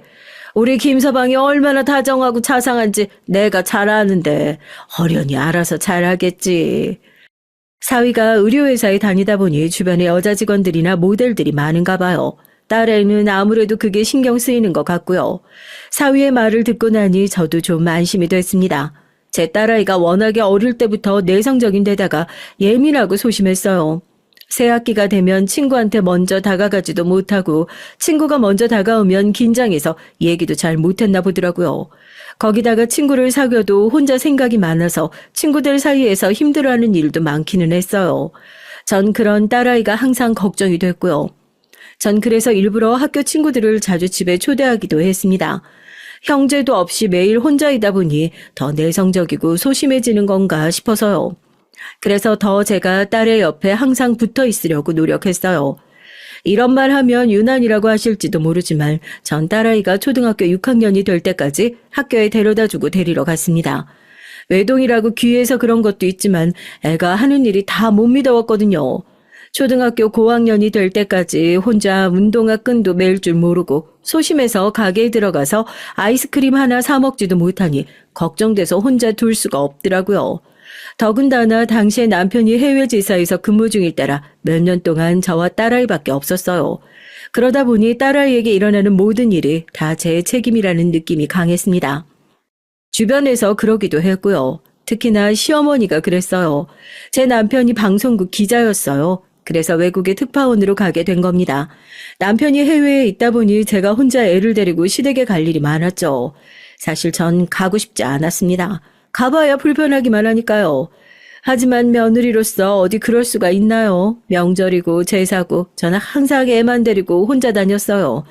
며느리가 남편도 없이 혼자 지내면서 애 키우느라 고생하는데도 저희 시부모님은 그런 절 전혀 알아주지 않으셨습니다. 오히려 남편이 벌어서 보내주는 돈으로 편하게 놀고 먹는 사람 취급을 하셨어요. 거기다가 시어머니하고 시아버지도 워낙 무뚝뚝하고 차가운 분들이라 저나 딸 애한테 살갑게 해주신 적이 없어요. 만나기만 하면 가족끼리 이런 말을 꼭 해야 하나 싶은 얘기만 하셨습니다. 너는 항상 볼 때마다 옷 입는 게 왜 그러니? 아유, 누가 보면 네 남편이 생활비도 안 보내는 줄 알겠다. 애도 그래. 오랜만에 할머니 집에 오는데 좀 깔끔하고 예쁘게 좀 입히지 저게 뭐니? 명절이라고 신경 써서 새로 사 입은 옷인데 마음에 안 드세요? 아이고, 그걸 돈 주고 새로 산 거야? 난 또 동네 시장에서 주워다 입힌 줄 알았다. 지금이야 저도 어디를 가든 하고 싶은 말은 시원하게 다 하는 아줌마가 됐지만 당시엔 나이도 어렸고 워낙 시부모님이 무서워서 바보처럼 내내만 하던 며느리였어요. 처음 결혼했을 때부터 전 항상 시댁에 갈 때마다 긴장했습니다. 시부모님은 철저하게 학벌이나 집안을 중요하게 여기는 분들이었어요. 그래서 처음부터 절 며느리감으로 탐탁지 않아 하셨죠. 남편은 서울 명문대에 그 어렵다는 언론고시까지 단번에 합격한 데다가 시아버지는 사업으로 크게 성공하신 분이었습니다. 반면에 전 고졸의 집안도 변변치 않으니 처음부터 조건이 맞지 않는다며 결혼을 반대하셨거든요. 하지만 남편이 저 아니면 평생 결혼 안 하겠다고 단식투쟁까지 하며 우기는 바람에 어쩔 수 없이 시키신 거였어요. 그래서 그런지 시부모님은 제가 남편과 결혼하고 아이까지 낳았는데도 마음을 열지 않으셨어요. 거기다가 남편보다 절 많이 닮은 딸아이도 별로 예뻐하지 않으시는 게 티가 났고요. 하도 잔소리를 하셔서 저 나름대로 신경 쓰고 가도 시어머니 마음에 든 적이 단 한 번도 없었습니다. 심지어 한 번은 너무 제 차림새에 대해서 잔소리를 듣는 게 싫어서 백화점에 가서 잘 나간다는 옷을 비싸게 주고 사서 입고 간 적도 있어요. 그런데도 시어머니는 절 보자마자 안목이 없네, 돈 쓸 줄 모르네 하시면서 구박을 했죠. 그제야 알았죠. 시어머니는 그냥 며느리인 내가 마음에 안 드시는 거구나. 내가 뭘 해도 미운 거구나 라고요. 그래서 그때부턴 시어머니가 무슨 소리를 해도 별로 상처가 되지 않았습니다. 내 안목이나 취향이 문제가 아니라 그냥 시어머니에게 문제가 있는 거니까요. 그렇게 생각하고 나니 오히려 시댁에 가는 게 참을 만했습니다. 그런데 이게 자식 문제는 다르더라고요. 시어머니가 저에게 뭐라고 하는 건 괜찮았는데 딸아이에 대해 함부로 얘기하는 건 거슬렸어요. 특히나 딸아이가 학교에 가기 시작하고 나자 시부모님의 간섭이 더 심해졌죠. 시부모님은 당신들이 남편을 기자로 키웠다는 것에 자부심이 대단했습니다. 그래서 제 딸도 남편처럼 똑똑한 사람으로 자라길 바라셨어요. 그런데 제 딸은 그렇지 않았잖아요. 조심성도 많고 소심한 데다가 공부도 썩 좋아하지 않았습니다. 그런 애한테 볼 때마다 듣기 싫은 소리를 하시니 애가 시댁만 가면 더 할 말이 없었어요. 그런 모습을 시부모님도 마음에 들어하지 않으셨죠. 유정이 쟤는 도대체 누굴 닮아서 저 모양이라니.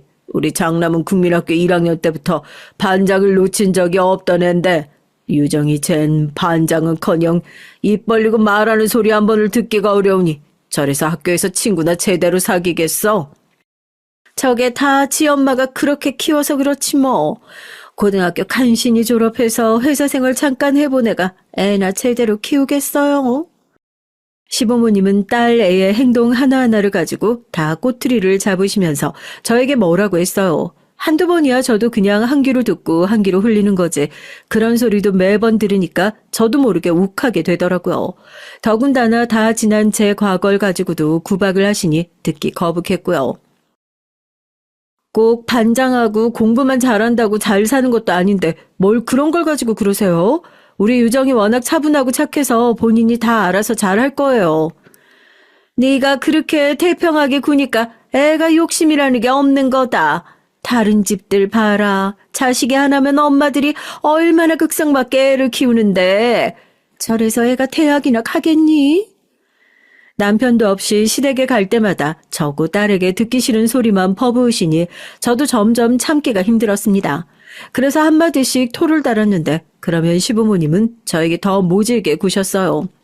친정에서 배운 게 없어서 그렇다는 둥, 당신 아들이 없으니 슬슬 본색을 드러내면서 이제 막 나간다는 둥, 제가 하지도 않은 행동까지 꼬투리를 잡으시더라고요. 그러다 보니 전 보란 듯이 제 딸을 더 잘 키우고 싶었습니다. 시부모님 앞에서 제가 이만큼 딸을 잘 키웠습니다. 보여주고 싶었어요. 하지만 그것 또한 제 마음처럼 되지 않았죠. 잘못한 건 제 탓이었고 잘된 건 항상 다 남편 덕이었거든요. 그러던 중 어이가 없는 일이 하나 있었어요. 저희 시아버진 몇 년 전 돌아가셨고 시어머니는 구순을 앞두고 실버타운에 살고 계세요. 시아버지가 남긴 돈은 아내인 본인이 다 쓰고 가실 거라면서 서울에서도 가장 좋은 실버타운에 살고 계십니다. 딸애가 사위를 만나 결혼하겠다고 했을 때 시어머니에게 찾아가 먼저 인사를 한번 시켰는데 시어머니 반응이 기가 막혔거든요. 그나마 다행인 건 네 딸이 너 닮아서 남자 보는 눈은 있구나. 혹시나 남자 보는 눈은 또 자기 아빠 닮아서 어디 쓸데없는 눈 데리고 들어와서 끝까지 내 아들 고생시키는 거 아닌가 했더니만. 시어머니는 사위가 명문대를 나와 집안도 좋다는 얘기를 듣자마자 미소를 감추질 못했어요. 다른 건 물어보지도 않고 바로 마음에 든다고 하셨죠. 더군다나 좋으면 그냥 좋은 거지. 그걸 가지고 또 저를 끌어들여서 남자 보는 눈은 야근 게 저를 닮았답니다. 어머니는 예비 사위도 있는 앞에서 무슨 그런 소리를 하세요. 둘이 좋으면 되는 거지.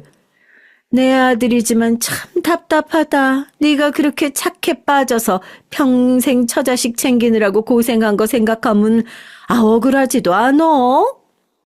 시어머니는 다 늙어서도 할 말 못할 말 구분 못하는 건 변하지 않았어요. 예비사위가 있는 앞에서도 여전히 절 깎아내리는데 여념이 없었습니다. 좋은 날 괜한 소리 하지 마시고 그냥 축하나 해주세요. 결혼식 날도 곱게 한복 차려입고 앉아만 계시지 또 쓸데없는 소리 마시고요. 그나마 제가 시어머니에게 평생 저런 대접을 받으면서도 이 나이 먹으면서까지 남편과 산 이유는 다 남편 덕분이에요. 남편은 그래도 평생 제 편이었거든요. 남편도 삼남매 장남으로서 힘든 점이 많았을 텐데 시부모님이나 다른 형제들에게 욕을 먹더라도 항상 저와 딸이 먼저였습니다. 남편이 해외 지사에 있는 동안 제가 시부모님에게 시집살이 한 걸 누구보다 잘 알다 보니 남편은 한국에 돌아왔을 때부터 지금까지 철저하게 제 든든한 버팀목이 되어줬어요. 결혼식 날 보자니, 너는 상견례 안 해? 상견례야 당연히 하죠. 사돈 내도 식구가 없어서 그냥 애들하고만 보기로 했어요. 그날도 그랬습니다. 제 예상대로 시어머니는 애들 상견례 자리에 참석하고 싶어 하셨어요. 전 시어머니께서 그럴 줄 알고 남편에게 얘기했었는데 남편은 그냥 우리끼리만 가자고 하더라고요. 사돈 처음 만난 자리인데 어머니께서 괜한 소리 하시면 우리만 곤란해져요. 그래서 김서방이랑 미리 인사드리고 데리러 온 거니까 오늘 보시고 그냥 결혼식 날 오세요. 남편은 단호했습니다. 지금까지 살면서 시어머니께서 사람들 앞에서 저를 어떻게 대해왔는지 너무도 잘 아는 남편은 시어머니를 상견례 자리에 데리고 가고 싶어 하지 않았어요. 아이고, 예비 손주 사이 잘 보게. 이래서 아들 키워봐야 다 소용없다니까. 예약한 식당이 멀어서 할머니 오시기 힘드시니까 저희가 따로 자주 놀러 올게요. 역시 있는 집 자식이라 그런지 말도 참 예쁘게 하네. 똑똑한 유정이 쟤한텐 아깝다. 아까워. 시어머니의 말에 전 절로 눈살이 찌푸려졌지만 전 애써 꾹 참았습니다. 나석이 좋아하는 양반이 상견례에 못 가게 생겼으니 속이 뒤틀릴만 하니까요. 그리고 무엇보다 저도 사위를 볼 정도로 나이가 들고 보니 시어머니의 마음에 아예 100% 이해 못하는 것도 아니에요. 사실 저도 사위가 전부 다 마음에 드는 건 아닙니다. 사위를 처음 만났을 땐 사위가 썩 마음에 들지 않았어요. 딸 아이에게 듣기론 집안도 좋다고 하고 학벌도 좋다고 하니 그러려니 했는데 막상 만나니 제가 생각한 느낌이 아니더라고요. 말로는 정확하게 표현할 수는 없지만 뭔가 느낌이 사람이 좀 가벼워 보였어요. 묻지 않았는데도 다니는 직장에 대해 구구절절 설명은 하는데 사실 전 들어도 정확하게 무슨 말을 한다는 건지 모르겠더라고요. 제가 옛날 사람이라 남자가 의료회사에 다닌다는 것도 영 마음에 안 들고요. 제가 봐도 너무 속물 같아 보여서 주변에 말은 안 했지만 저희 딸아이가 아직 대학원에서 공부하고 있어서 사위는 이왕이면 딱 들으면 아는 전문직이면 좋겠다 싶었거든요. 거기다가 예비 사위를 처음 봤을 때 겉으로 봤을 땐 사람이 좀 무뚝뚝해 보이고 차가워 보였어요. 그래도 다행이었던 건 예비 사위가 만나면 만날수록 예의도 바르고 딸에게도 다정하게 잘하는 것 같아 서서히 마음이 열렸습니다. 그리고 무엇보다 결혼까지 허락하게 된 중요한 이유는 사위 집안이 좋아요. 바깥사돈이 젊어서부터 사업을 크게 하셨다는데 서울에 건물이 2개나 있다고 하더라고요. 저도 제가 이럴 줄은 몰랐는데 막상 하나뿐인 딸내미 시집 보내려고 하니 저도 시어머니와 다를 게 없더라고요. 이런 제가 저도 부끄럽긴 하지만 그래도 지질이 없는 것보다야 있는 집안에 시집 가는 게 나으니 사위가 제 마음에 쏙 들진 않아도 집안을 보고 보내도 되겠다 싶었습니다. 그런데 살짝 후회할 뻔한 적이 있어요.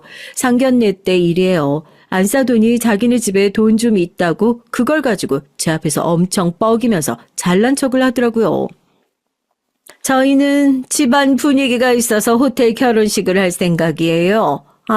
물론 비용은 걱정 안 하셔도 됩니다. 저희 쪽 하객이 워낙 많아서 사돈댁 비용까지 저희가 다 결제할게요. 아닙니다. 호텔이든 웨딩홀이든 저희 쪽 손님은 당연히 저희가 대접하겠습니다. 그 와중에 남편은 호텔 결혼식 비용이 얼마나 들어가는지도 모르면서 덥석 우리가 알아서 내겠다고 나섰어요.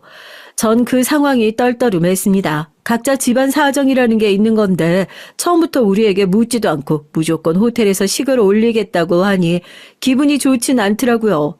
그때였어요. 부창부수라고 바깥 사돈까지 나서서 잘난 척을 하더군요. 에휴, 이제 곧 가족이 될 사이인데 괜한 자존심 부리지 않으셔도 됩니다. 그리고 그거 몇 푼이나 된다고 두 집이 나눠서 내고 말고 할 게 뭐 있어요? 순간 저와 남편은 떨떠름한 웃음을 지었어요. 그 상황에서 그냥 저희가 알아서 계산하겠다고 우기기도 뭐하고 그렇다고 호텔 결혼식이 싫다고 고집을 피울 용기도 없었고요. 배려해 주셔서 감사해요. 식당 외에 따로 들어가는 부분은 저희가 부담하도록 하겠습니다. 저희 집안도 경제적으로 힘들진 않았지만 호텔 결혼식까지는 생각하고 있지 않았던 터라 사실 부담이 되긴 했죠. 그래서 전 괜히 자존심 부리는 거보다 저 나름대로 최선의 대답이라고 생각하고 정중하게 말씀드렸습니다. 아무리 대단한 방송국 기자라도 월급쟁이 월급 뻔한데 아유 무리하실 필요 없어요. 우리처럼 먹고 살 걱정 없는 사람들이 하나밖에 없는 아들 장가 보내는데 돈 신경 쓰면서 보내겠습니까? 뭐가 그렇게 재밌는지 안사돈은 실실 웃으면서 말하는데 전 하나도 재미가 없더라고요. 그리고 그제야 저와 남편 둘 다 정신이 번쩍 들었습니다. 사돈네 몇십억짜리 건물 2채가 있다는 소리에 혹해서 덥석 결혼을 허락할 땐 몰랐었는데 있는 집안 사람들이 자기들보다 없는 사람들을 어떻게 대하는지를 잠깐 잊고 있었어요. 전 괜한 노파심에 걱정부터 앞섰죠. 혹시나 제 딸도 괜히 있는 집에 시집 보냈다가 제 꼴이 나는 건 아닌가 해서요. 제가 남편이나 딸아이에게 일일이 얘기하진 않았지만 결혼해서 지금까지 시부모님에게 당한 걸 생각하면 지금도 가끔 자다가 벌떡벌떡 일어날 정도로 속이 답답하고 억울하거든요. 제 딸은 절대 저처럼 살기를 바라지 않아요. 남편과의 사이는 물론이고 시부모에게도 예쁨 많이 받고 행복하게 살았으면 합니다. 그런데 딸의 시부모 될 사람들을 보고 나니 영 마음이 놓이질 않았어요. 더군다나 가장 걱정이 된 건 사위의 태도였습니다. 자기 부모가 예비 장인 장모까지 있는 앞에서 저런 소리를 하는데 전혀 신경 쓰는 것 같질 않더라고요.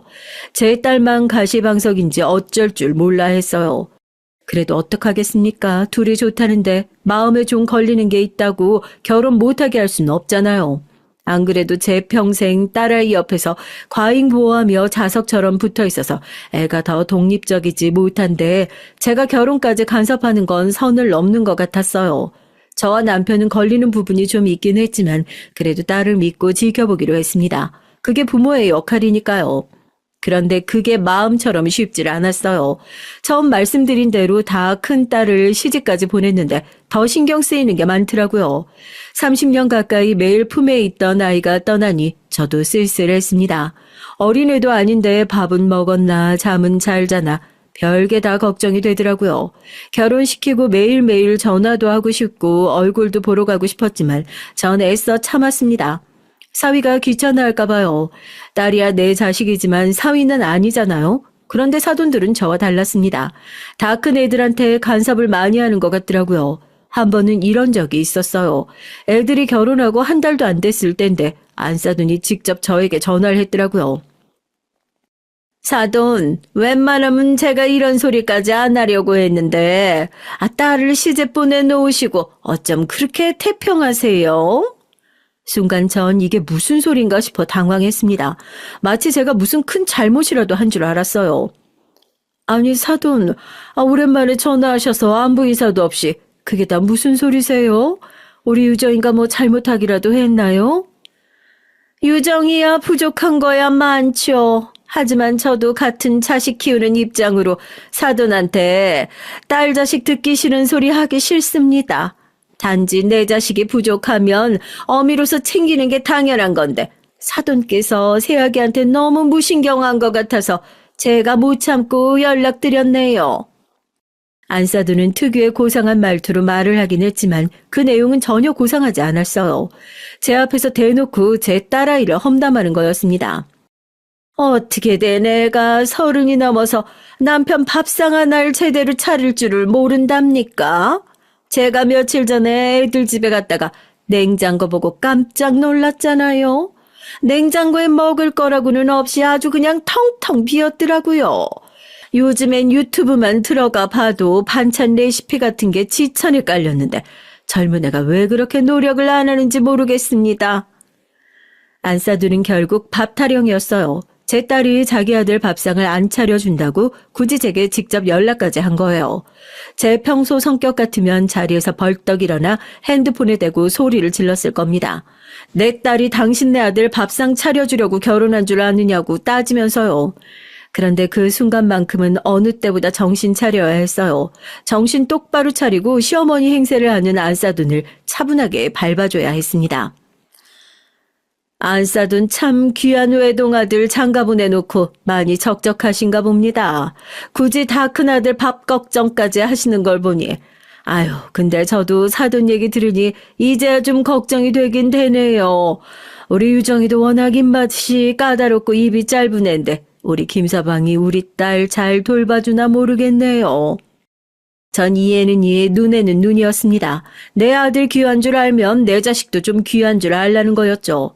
그 순간 핸드폰 너머로 고요한 정적이 흘렀어요. 안사도는 아무래도 저와 말이 안 통한다 싶었는지 고상한 척 하던 말투를 버리고 살짝 언성을 높이더라고요. 어머, 안사돈, 아이 그게 무슨 뜻이에요? 아이 지금 우리 아들더러 새하게 밥이나 챙겨주라는 얘기입니까? 아, 왜요? 그게 이상한가요? 둘이 사는데 누구라도 하나가 나서서 하면 되지. 아, 요즘 세상에 남자 여자가 어딨어요? 그리고 들어보니까 김서방이 우리 유정이나 서로 생활비만 내고 둘 다 돈 관리도 따로 한다던데. 안 싸더니 몰라서 하시는 소린데 요즘 애들은 우리 때랑 달라요. 신경 안 써도 철저하게 분업해서 알아서 잘할 겁니다. 그러니까 안 싸돈도 괜한 걱정하지 마세요. 전 내내 마음에 담아뒀던 말을 안사돈에게 했어요. 사실 상견례 때 저와 남편 앞에서 사돈들이 돈 자랑해야 될 때 재수없긴 했거든요. 그래서 딸내미 대학원 학비랑 생활비는 아직 저희가 주고 있어요. 사위가 별말 안 하더라도 우리 딸애가 괜히 사위 눈치라도 볼까 봐서요. 아이고, 옛말에 사위 사랑은 장모라는데 그렇지도 않은가 봅니다. 그러니까 안 싸둔 말씀은 결국 제 아들더러 알아서 차려 먹으라 이거네요. 제 말에 자존심이 좀 상했는지 안 싸둔이 목소리를 높이더군요. 제가 아무래도 너무했나 싶어 전 살짝 발을 뺐습니다. 아유, 다 큰 어른인데 밥상 차리는 거 정도는 할 줄 알아야죠. 그래도 사돈 말씀이 맞네요. 사위 사랑은 장모라는데 제가 너무 무신경했네요. 제가 조만간 김서방 좋아하는 거 바리바리 싸들고 애들 집에 한번 가겠습니다. 안사돈도 아예 눈치가 없는 시어머니는 아닌지 그래도 저희 통화 이후 전보다 조금 덜 딸을 귀찮게 하는 것 같더라고요. 그런데 얼마 뒤 생각지도 못한 일이 벌어졌습니다. 딸아이에게 힘든 일이 생겼어요. 결혼하고 얼마 되지 않아 딸아이가 임신을 했다가 유산을 했어요. 그것도 2년 사이에 2번이나 같은 일을 겪었죠. 지금도 그때 생각만 하면 가슴이 산산이 찢어지는 것 같아요. 안 그래도 내성적이고 소심한 애가 그런 일까지 겪고 나니 더 주눅이 들어서 말을 거의 안 하더라고요. 전 딸아이의 걱정에 하루도 마음 편할 일이 없었습니다. 엄마인 제가 기운을 차려야 하는데 저까지 밥도 안 먹히고 잠도 잘 자지 못했어요. 그래도 사람이 죽으라는 법은 없는지 와중에 좋은 일도 있었습니다. 딸아이가 대학원 시절부터 꼭 들어가고 싶다던 직장에 들어갔어요. 전 엄마로서 이러고 있으면 안 되겠다 싶어서 딸아이를 축하해주기 위해 준비를 했습니다. 딸아이가 좋아하는 음식들을 해서 딸 집에 갔어요. 딸은 뭘 이렇게 많이 해왔냐고 궁시렁거렸지만 전 딸이 조금이나마 기운을 차렸으면 해서 바로 상을 차렸죠. 애써 하나라도 더 먹이려고 노력했어요. 그런데 딸은 그런 어미 마음을 아는지 모르는지 영 신통치 않게 먹는 둥 마는 둥 했습니다. 입맛이 없다고요. 그런데 그때였습니다. 딸네 집 번호키가 열리는 소리가 들렸어요. 전 사위가 벌써 왔나 싶어서 현관으로 나갔는데 현관문을 열고 들어온 사람은 사위가 아닌 다름 아닌 안사돈이었습니다. 안사돈은 절 보자마자 놀라서 잠시 머뭇거리더니만 인사를 하는 둥 마는 둥 하고는 불쑥 들어오더라고요. 와 계신 줄 몰랐네요. 현관에 서 있는 제 눈도 잘 안 마주치곤 대뜸 하는 말이 쌀쌀 맞았어요. 그 태도를 보니 저도 영 마음이 좋지가 않더군요. 더군다나 더 기가 막혔던 건 딸아이였습니다. 자기 시어머니를 보자마자 무슨 죄라도 지은 애처럼 잔뜩 긴장한 얼굴로 자리에 서서 어쩔 줄 몰라 하더라고요. 전 그런 딸이 안쓰러워서 자리에 앉아서 얼른 밥부터 먼저 먹으라고 했어요. 애가 아직 몸이 안 좋은지 통밥을 못 먹어서 제가 음식 좀 해왔어요. 사돈도 식사 안 하셨으면 같이 드세요. 절 보고도 영 시큰둥해하는 안사돈의 행동에 저도 기분이 썩 좋지 않았지만 그래도 애써 좋게 말했습니다. 그런데 제 배려에도 안사돈의 다음 행동이 어이가 없었어요. 제가 차려놓은 상을 쓱 훑어보더니만 안 해도 될 말을 굳이 하더라고요. 너는 그래도 밥이 목구멍으로 넘어가나 보다. 내 아들은 속상해서 전화해도 말도 한마디 못하던데. 전 순간 제 두 귀를 의심했어요. 아무리 시어머니라도 그렇지 어떻게 얼마 전 아이를 잃은 며느리에게 저딴 소리를 할 수 있을까요? 전 순간 얼굴이 뜨거워질 정도로 화가 나서 자리에서 벌떡 일어났습니다. 아니 사돈, 지금 그걸 말이라고 하십니까? 제 딸 얼굴을 보고도 그런 말이 나오세요? 전 너무 속상해서 반쪽이 된 제 딸아이 얼굴을 가리켰어요. 아무리 자기 자식이 아니라도 그렇지 전 보기만 해도 눈물이 벅차올라서 돌아버릴 것 같은데 저딴 소리를 해대니 참을 수가 없더군요. 더군다나 더 화가 나는 건 딸아이가 2번이나 유산하는 동안 사돈이 제 딸에게 내내 저렇게 눈치를 줬을까봐 그게 더 화가 나고 걱정되더라고요. 아유, 이 기름진 음식들 좀 봐. 내가 너 앞으로 이런 거 먹지 말고 샐러드만 먹으라고 했잖니. 그리고 벌써 8시인데 왜 아직도 그러고 있어? 운동하러 안 가? 가야죠. 엄마가 오셔서 잠깐 잊고 있었어요. 안사돈과 딸이 나눈 얘기에 전 순간 미간이 구겨졌어요. 이게 무슨 소린가 싶어서요. 그런데 알고 보니 제 딸아이가 유산하고 나서부터 안사돈이 매일 찾아와 제 딸에게 저런 말도 안 된 소리를 했다네요. 사돈, 이게 다 무슨 소리예요? 애가 몸이 상했는데 빨리 몸보신부터 시킬 생각을 해야지. 샐러드는 또 뭐고 운동은 또 뭐예요? 그 순간 사돈은 제가 싸온 음식들을 다 치우기 시작했어요. 그러면서 한다는 말이 엄마라는 사람이 딸한테 매일 이런 거나 먹이니까 애가 잘못된 거라네요. 사돈이 뭘 이렇게 모르니까 새아기 쟤도 저렇게 아무것도 모르는 거 아닙니까? 딸 자식을 얼마나 부실하게 키웠으면 애가 제대로 들어서지를 않잖아요. 제가 앞으로 새아기더러 식단이랑 운동 좀 하라고 했습니다. 너 뭐하니? 빨리 운동 안 가? 안사돈의 말에 딸아인 놀란 토끼 눈을 하더니 정말 운동 가겠다고 준비를 했어요. 안사돈이 오자마자 잔뜩 주눅이 든 딸아이 반응을 보니 지금까지 사돈이 제 딸에게 어떻게 했는지 대충 알겠더라고요. 그 모습을 보니 저는 더 화가 났습니다. 손까지 벌벌 떨렸어요. 아이가 잘못된 지 얼마나 됐다고 애를 운동을 시켜요. 유정아, 됐으니까 마저 밥 먹어. 모르면 좀 가만히 있어요. 새아기 제 나이가 몇 살인데 쉴 시간이 어디 있습니까? 하루라도 빨리 몸 만들어서 애를 만들어야지. 사돈, 그만하시죠. 아무리 시어머니라도 그렇지 남의 집 귀한 딸한테 어디서 애를 가져라 마라 마음대로 해요? 그러게 생긴 애라도 잘 지켰어야지. 툭하면 유산하니 그러면 어떡합니까? 우리 집안 대를 이으려면 이렇게라도 해야죠. 전 순간 지금 몇십 년대인가 싶었어요. 저랑 몇 살 차이도 안 나는 양반이 무슨 대를 잇네 마네 저런 시대착오적인 소리를 하나 싶었죠. 지금 제일 속상한 게 누군데 사돈 설마 뱃속에 아기가 유산된 게 우리 딸 잘못이라고 생각하시는 거예요? 그래서 우리 딸한테 구박이라도 한 거냐고요? 그 순간 저도 이판사판이었습니다. 사돈이고 뭐고 내 금지옥엽 딸내미 건드리는 건 저도 가만히 보고 넘어갈 수가 없었어요. 한 번이야 그럴 수 있다고 하지만 2번이면 상습적인 건데 당연히 새아기 탓이죠. 다 큰 여자애가 몸 관리를 어떻게 했으면 우리 집 귀한 손줄 2번이나 죽여요 죽이기를. 제가 60 넘게 살면서 별의별 인간을 다 만나봤지만 이런 여잔 처음 봤습니다. 상견례 할 때 봤을 때부터 이상하다 싶었지만 결국은 이 여자가 넘어서는 안 되는 선을 넘어버리더라고요. 전 순간 이성을 잃었어요. 제가 주변에서 안 건드리면 참 조용하고 말수도 없는 사람인데 화가 나면 눈이 확 돌아요. 지금까지 살면서 제 눈이 딱 2번 돌은 적이 있어요. 한 번은 시아버지가 치매 걸렸을 때였는데 시어머니가 저더러 시아버지 수발을 들라면서 모시고 살라고 했을 때예요. 본인은 늙고 힘들어서 시아버지 수발을 들 수 없으니 저더러 모시라고 했습니다. 과거에 시부모님이 남들만큼 사람 대접을 해줬어도 제가 그 정도로 기가 차진 않았을 거예요. 몇십 년 동안 사람을 개무시를 해놓고 정작 다 늙고 병드니까 저에게 모셔라, 마라 하니 저도 화가 나더군요. 처음엔 저도 좋게 말했죠. 모실 생각 없다고요. 그런데 제 말에 시어머니는 잔뜩 흥분해선 저에게 괘씸하다고 하더라고요.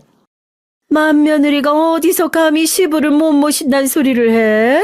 시부가 모시라고 하면 참말 말고 모셔야지. 흥분한 시어머니는 자기 뜻대로 되지 않자 혼자 부들부들 떨더니 저에게 옆에 있던 화분을 던졌어요. 화분이 제 옆으로 빗나가긴 했지만 파편이 저에게 다 튀었습니다. 순간 전 태어나 처음으로 이성의 끈이 끊어지는 느낌을 받았어요. 옆에 있던 남편이 놀라서 먼저 한마디 하려고 했는데 제가 먼저 자리에서 일어났습니다. 어머니, 지금 저한테 화분 던지신 거예요? 기가 막혀서 제가 지금까지 바보처럼 당하고만 있으니까 제가 병신인 줄 아셨나 봐요. 저 어머님이 오늘 저에게 한 짓 절대로 그냥 못 넘어가요. 신고할 거니까 그런 줄 아세요. 여보, 내가 당신 봐서 웬만하면 참고 살려고 했는데 이제 더는 안 되겠어. 우리 그냥 이혼해. 내가 이 나이에 미쳤다고 시아버지 똥기저귀 갈 일 있어? 전 결혼하고 처음으로 남편이랑 시어머니에게 고래고래 고함을 질렀습니다. 그 당시엔 정말 이혼까지 할 생각이었어요. 물론 남편이 급하게 수습을 한 덕분에 시아버지는 요양원으로 모시고 시어머니는 실버타운으로 들어가는 걸로 일은 일단락됐습니다. 물론 그 이후에도 시어머니는 저에게 아무 때고 막말하기는 했지만 절대 그전만큼은 아니었어요. 남편이 중간에서 워낙 잘했거든요. 그 이후로 두 번째로 이성의 끈이 끊어진 겁니다. 전 순식간에 안사돈에게 달려들었어요. 그러고 안사돈의 머리끄덩이를 잡았습니다. 이 여편 내가 돈 좀 있다고 아주 할 말 못할 말 구분을 못하네. 죽이긴 내 딸이 뭘 죽였다고 지랄이야. 어디서 감히 내 딸한테 그딴 소리를 짓거려? 저도 제 행동에 순간 놀랐습니다. 지금까지 살면서 아무리 화가 나도 누굴 때리거나 살짝 밀친 적도 없는데 사돈이 제 딸에게 그 촐싹맞은 입으로 해코지를 하니 절로 화가 나더군요. 이 무식한 여자가 지금 뭐 하는 거야? 엄마 왜 그래? 그만해. 딸아이가 말리지 않았다면 전 사돈 머리를 다 뜯어놨을지도 몰라요. 하지만 그 순간만큼은 참을 수가 없었습니다. 그리고 잠시 뒤 사위가 들어오길래 전 그제야 마음을 진정하고 사돈 머리를 잡은 손을 놨어요. 사위는 이게 무슨 상황인가 싶은지 어리둥절했습니다. 그때였어요. 안사돈이 자기 아들한테 달려가 서럽다는 듯 난리를 치더군요. 아들, 내가 지금 무슨 일을 당한 줄 알아? 네 장모가 내 머리끄덩이를 잡았다니까. 엄마, 그게 무슨 소리야? 우리 장모님이 그러실 리 있어. 진정하고 어떻게 된 일인지 차근차근 말해봐요. 그래도 다행인 건 사위가 자기 엄마를 닮지는 않았다는 겁니다. 이런 정신없는 상황에서도 차분하게 상황을 물어보더라고요. 오히려 당황한 건 제 딸이었어요. 제 행동에 많이 놀랐는지 엉엉 울고 있더라고요. 전 안 되겠다 싶어 상황을 정리했어요. 김서방, 내가 자네 앞에서 이러면 안 되는데 오늘은 도저히 참을 수가 없어서 내가 흥분을 좀 했네.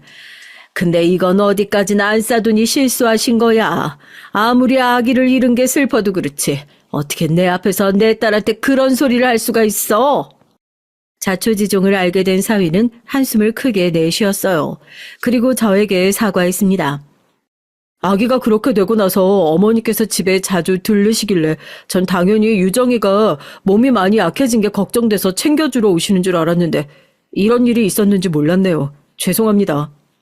사위는 안사돈이 매일 와서 제 딸에게 샐러드 먹어라, 운동해라, 잔소리하고 있는지 전혀 몰랐답니다. 아니야, 자네가 무슨 잘못이 있겠나. 자네도 마음이 많이 안 좋을 텐데 나까지 실수해서 미안하네. 안사돈 내가 머리까지 잡았으면 안 되는 건데 순간 너무 화가 나서 저도 모르게 그랬네요. 미안합니다. 아이고 됐어요. 마음에도 없는 사과. 앞으로는 애들 일 말고 따로 보는 일 없었으면 좋겠네요. 안사돈은 끝까지 자기 잘못을 인정하지 않고 절 쏘아보다가 먼저 집으로 가겠다고 가버렸어요. 사위가 데려다 주겠다고 했는데도 그냥 가버렸습니다. 저도 계속 사위의 얼굴 보고 있기 민망해서 가보겠다고 집을 나섰어요. 그런데 아파트에서 내려와 지하철역으로 가다 보니 딸네 집에 핸드폰을 두고 왔더라고요. 전 놀라서 다시 딸네 집에 올라갔습니다. 그런데 제가 나오면서 문을 잘 안 닫았는지 현관문이 살짝 열려 있더라고요. 저는 저 스스로 정신이 나갔다 싶어 제 머리를 쿵 한 대 때렸어요. 아이고, 내 정신이야. 하긴 그런 일 당했으니 정신이 제대로 박힐 수가 있나. 전 다시금 재수없는 안싸돈 얼굴이 떠올라 머리를 세게 흔들었어요. 그런데 그때였습니다. 딸네 집 현관문을 열고 들어가려는데 집 안쪽에서 소란스러운 소리가 들렸어요. 와당탕 뭔가 바닥으로 쏟아지는 소리가 들리더니 이내 사위 목소리가 들리더군요. 야, 네 애미 좀 왔다 갔다고 네 팔자가 달라지는 것 같아? 치우라면 치우지. 어디서 거만하게 굴고 있어. 네가 요새 좀 덜 맞았지? 전 처음 들어보는 낯선 사위의 목소리에 놀라 거실로 달려 들어갔어요. 그런데 그 순간 사위놈이 제 딸 뺨을 세게 때렸습니다. 그 순간 전 인생에서 세 번째로 이성을 잃고 말았어요. 너 이 새끼 지금 뭐 하는 거야? 전 그대로 사위 새끼에게 달려들어 얼굴이고 머리고 잡히는 대로 때리고 흔들었습니다. 사위가 목소리를 높이며 놓으라고 난리를 치는데도 전 쉴 새 없이 주먹을 내리쳤어요. 그때였어요. 딸아이가 바닥에 주저앉아 눈물을 쏟으면서 펑펑 우는 소리가 들렸습니다. 엄마, 그만해, 엄마. 전 놀라서 딸아이에게 달려갔어요. 그리고 꼭 안았습니다. 엄마, 나 집에 가고 싶어. 얼마나 우는지 말도 제대로 못하는 딸의 모습에 전 순간 울컥했어요. 전 사위놈을 한 번 세게 쏘아보고 곧바로 딸을 데리고 집으로 왔습니다. 집으로 오는 길 내내 한마디도 안 하고 있던 딸아이는 집에 오자마자 결혼 전 썼던 방에 들어가 그대로 골아 떨어지더니 다음날 점심때가 돼서야 일어났어요. 그러곤 그제야 지금까지 있었던 일을 제게 쏟아내듯 말했습니다. 알고 보니 사위 새끼는 인간이 아니라 악마였어요. 지금까지 결혼해서 사는 동안 사위 새끼가 딸에게 손을 댄 게 한두 번이 아니라네요. 별일 아닌 일에도 툭하면 딸을 때렸대요. 심지어 최근에 아이를 잃은 것도 사위 새끼가 때려서 그런 거라네요. 전 딸의 얘기를 듣는 내내 눈물이 앞을 가려서 도무지 말을 할 수가 없었습니다. 그런 큰일이 있었는데 왜 엄마한테 말을 안 했어? 그런 일을 엄마한테 말을 했어야지. 엄마한테는 항상 부족한 딸이라 어떻게든 결혼해서 잘 사는 모습 보여주고 싶었어. 할머니한테도 마찬가지고. 알고 보니 딸아이가 혼자 마음고생을 많이 했더라고요. 어릴 때부터 저와 지내면서 제가 시부모님에게 시집살이 당하는 모습을 보고 자라서 그런지 제가 시부모님에게 매일 구박당하는 모습이 싫었답니다. 특히나 딸아이 문제로 시부모님이 제게 뭐라고 하는 게 가장 듣기 싫었대요. 그래서 어떻게든 저나 시어머니에게 본인이 잘 사는 모습을 보여주고 싶었대요. 그런데 그게 생각처럼 되지 않았답니다. 사위놈이 결혼 전까진 멀쩡하더니만 결혼하고 나서 180도 달라졌대요. 초반에는 안 그랬는데 언제부턴가 회사 일이 적성에 맞지 않는다면서 사업을 하겠다고 회사를 그만두고 나오더니만 이상해졌답니다. 어디서 사기를 당했는지 모은 돈을 다 잃고 들어와선 몇 날 며칠 폐인처럼 있다가 딸아이에게 생활비를 뜯어갔답니다. 그러고는 딸아이가 무슨 말만 하면 극도로 화를 내고 소리를 질렀대요.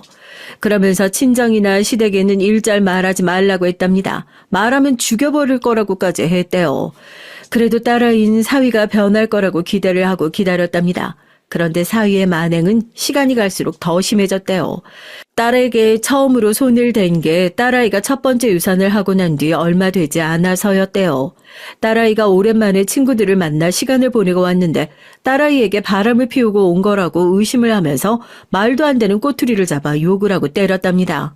그러곤 다음날 무릎까지 꿇고 빌었대요. 내가 요즘 되는 일이 없다 보니까 술에 취해서 나도 모르게 그런 거야. 제발 한 번만 용서해줘. 딸아이는 점점 자신의 결혼 생활이 잘못되고 있다는 걸 알고 있었지만 혼자 어떻게 해야 할지 몰랐대요. 남편에게 맞고 살다가 이혼했다고 하면 저나 남편이 얼마나 힘들어할지 알다 보니 더 말할 수도 없었답니다. 혼자서는 감당할 수 없을 정도로 무서웠대요. 더군다나 그런 일이 있고 나면 사위 새끼가 한 며칠을 잘했답니다. 제 딸아이는 그 지옥에서 계속 그 악몽을 반복하고 있었던 거예요. 전 얘기를 듣는 동안 가슴이 미어져서 제대로 앉아있을 수도 없었어요. 저는 딸 앞에서 엎드리고 앉아 계속 미안하다는 말만 했습니다. 딸아이가 그 지옥 같은 불행 속에서 버티는 동안 엄마라는 사람이 어떻게 몰랐을까 싶어서 미안하더라고요. 전 그날 딸아이에게 약속을 했습니다. 제 딸을 아프게 한 그놈도 그놈의 부모도 절대 가만두지 않겠다고요. 그리고 얼마 뒤 전 딸과의 약속을 지켰어요. 남편이 나서니 일이 쉽게 풀렸죠. 남편은 저와 달리 이성적이에요. 저처럼 머리끄덩이를 잡는 정도로 끝내지 않았습니다. 얼마 뒤 그 재수없는 사위새끼와 바깥사돈은 둘이 몇 개월 차이를 두고 구속됐어요. 사위놈이야 당연한 일이지만 바깥사돈은 무슨 일이냐고요? 저희 남편이 기자 생활만 35년 하고 정년퇴직했습니다. 주변에 아는 기자들은 물론이고 아는 경찰들도 많아요. 저희 남편은 복수를 위해 전 사돈에 대해 뒷조사를 좀 했죠. 사실 결혼할 때부터 사위놈이든 사돈이든 하는 일이 명확해 보이지 않았는데 돈을 많이 벌었다길래 좀 이상하게 생각했거든요. 그런데 역시나 뒤가 구렸습니다. 알고 보니 바깥사돈이 젊어서부터 오랫동안 여의도에서 유흥업소를 운영했더라고요. 그러면서 증권사 간부들과 가까워져 술과 접대를 하고 그들에게 정보를 샀답니다. 그러면서 주변에 슬쩍 흘리기도 하면서 몇몇과 작정을 하고 비상장 주식 사기까지 쳤더라고요. 경찰에서 냄새를 맡고 조사받은 적이 있긴 한데 바지 사장이 걸려 들어가고 사돈은 쏙 빠져나왔나 보더군요. 사돈은 지금까지 그 사기친 돈을 가지고 호의호식하며 건물을 2개나 올린 거였어요. 남편은 후배 기자들에게 정보를 얻어 경찰에 제보했습니다. 워낙 피해 금액이 큰 사건이라 뉴스에서도 대대적으로 보도됐어요. 그리고 얼마 뒤 사돈은 압수수색을 당하고 구속됐습니다. 사위놈은 제 딸이 고소했고요. 사위고 그 집안이고 풍비박산을 내서 속은 후련하지만 아직도 전 가슴 한편이 욱신거립니다. 제 딸아이가 안쓰러워서요. 사위를 고소하고 사돈 양반 사건이 알려지기 시작하면서 사돈이고 사위고 우리 집에 매일 찾아오고 난리가 아니었어요. 물론 일절 만나주지 않았지만 딸아이는 굉장히 불안해했습니다. 그 모습을 보는데 제 속이 아니더라고요.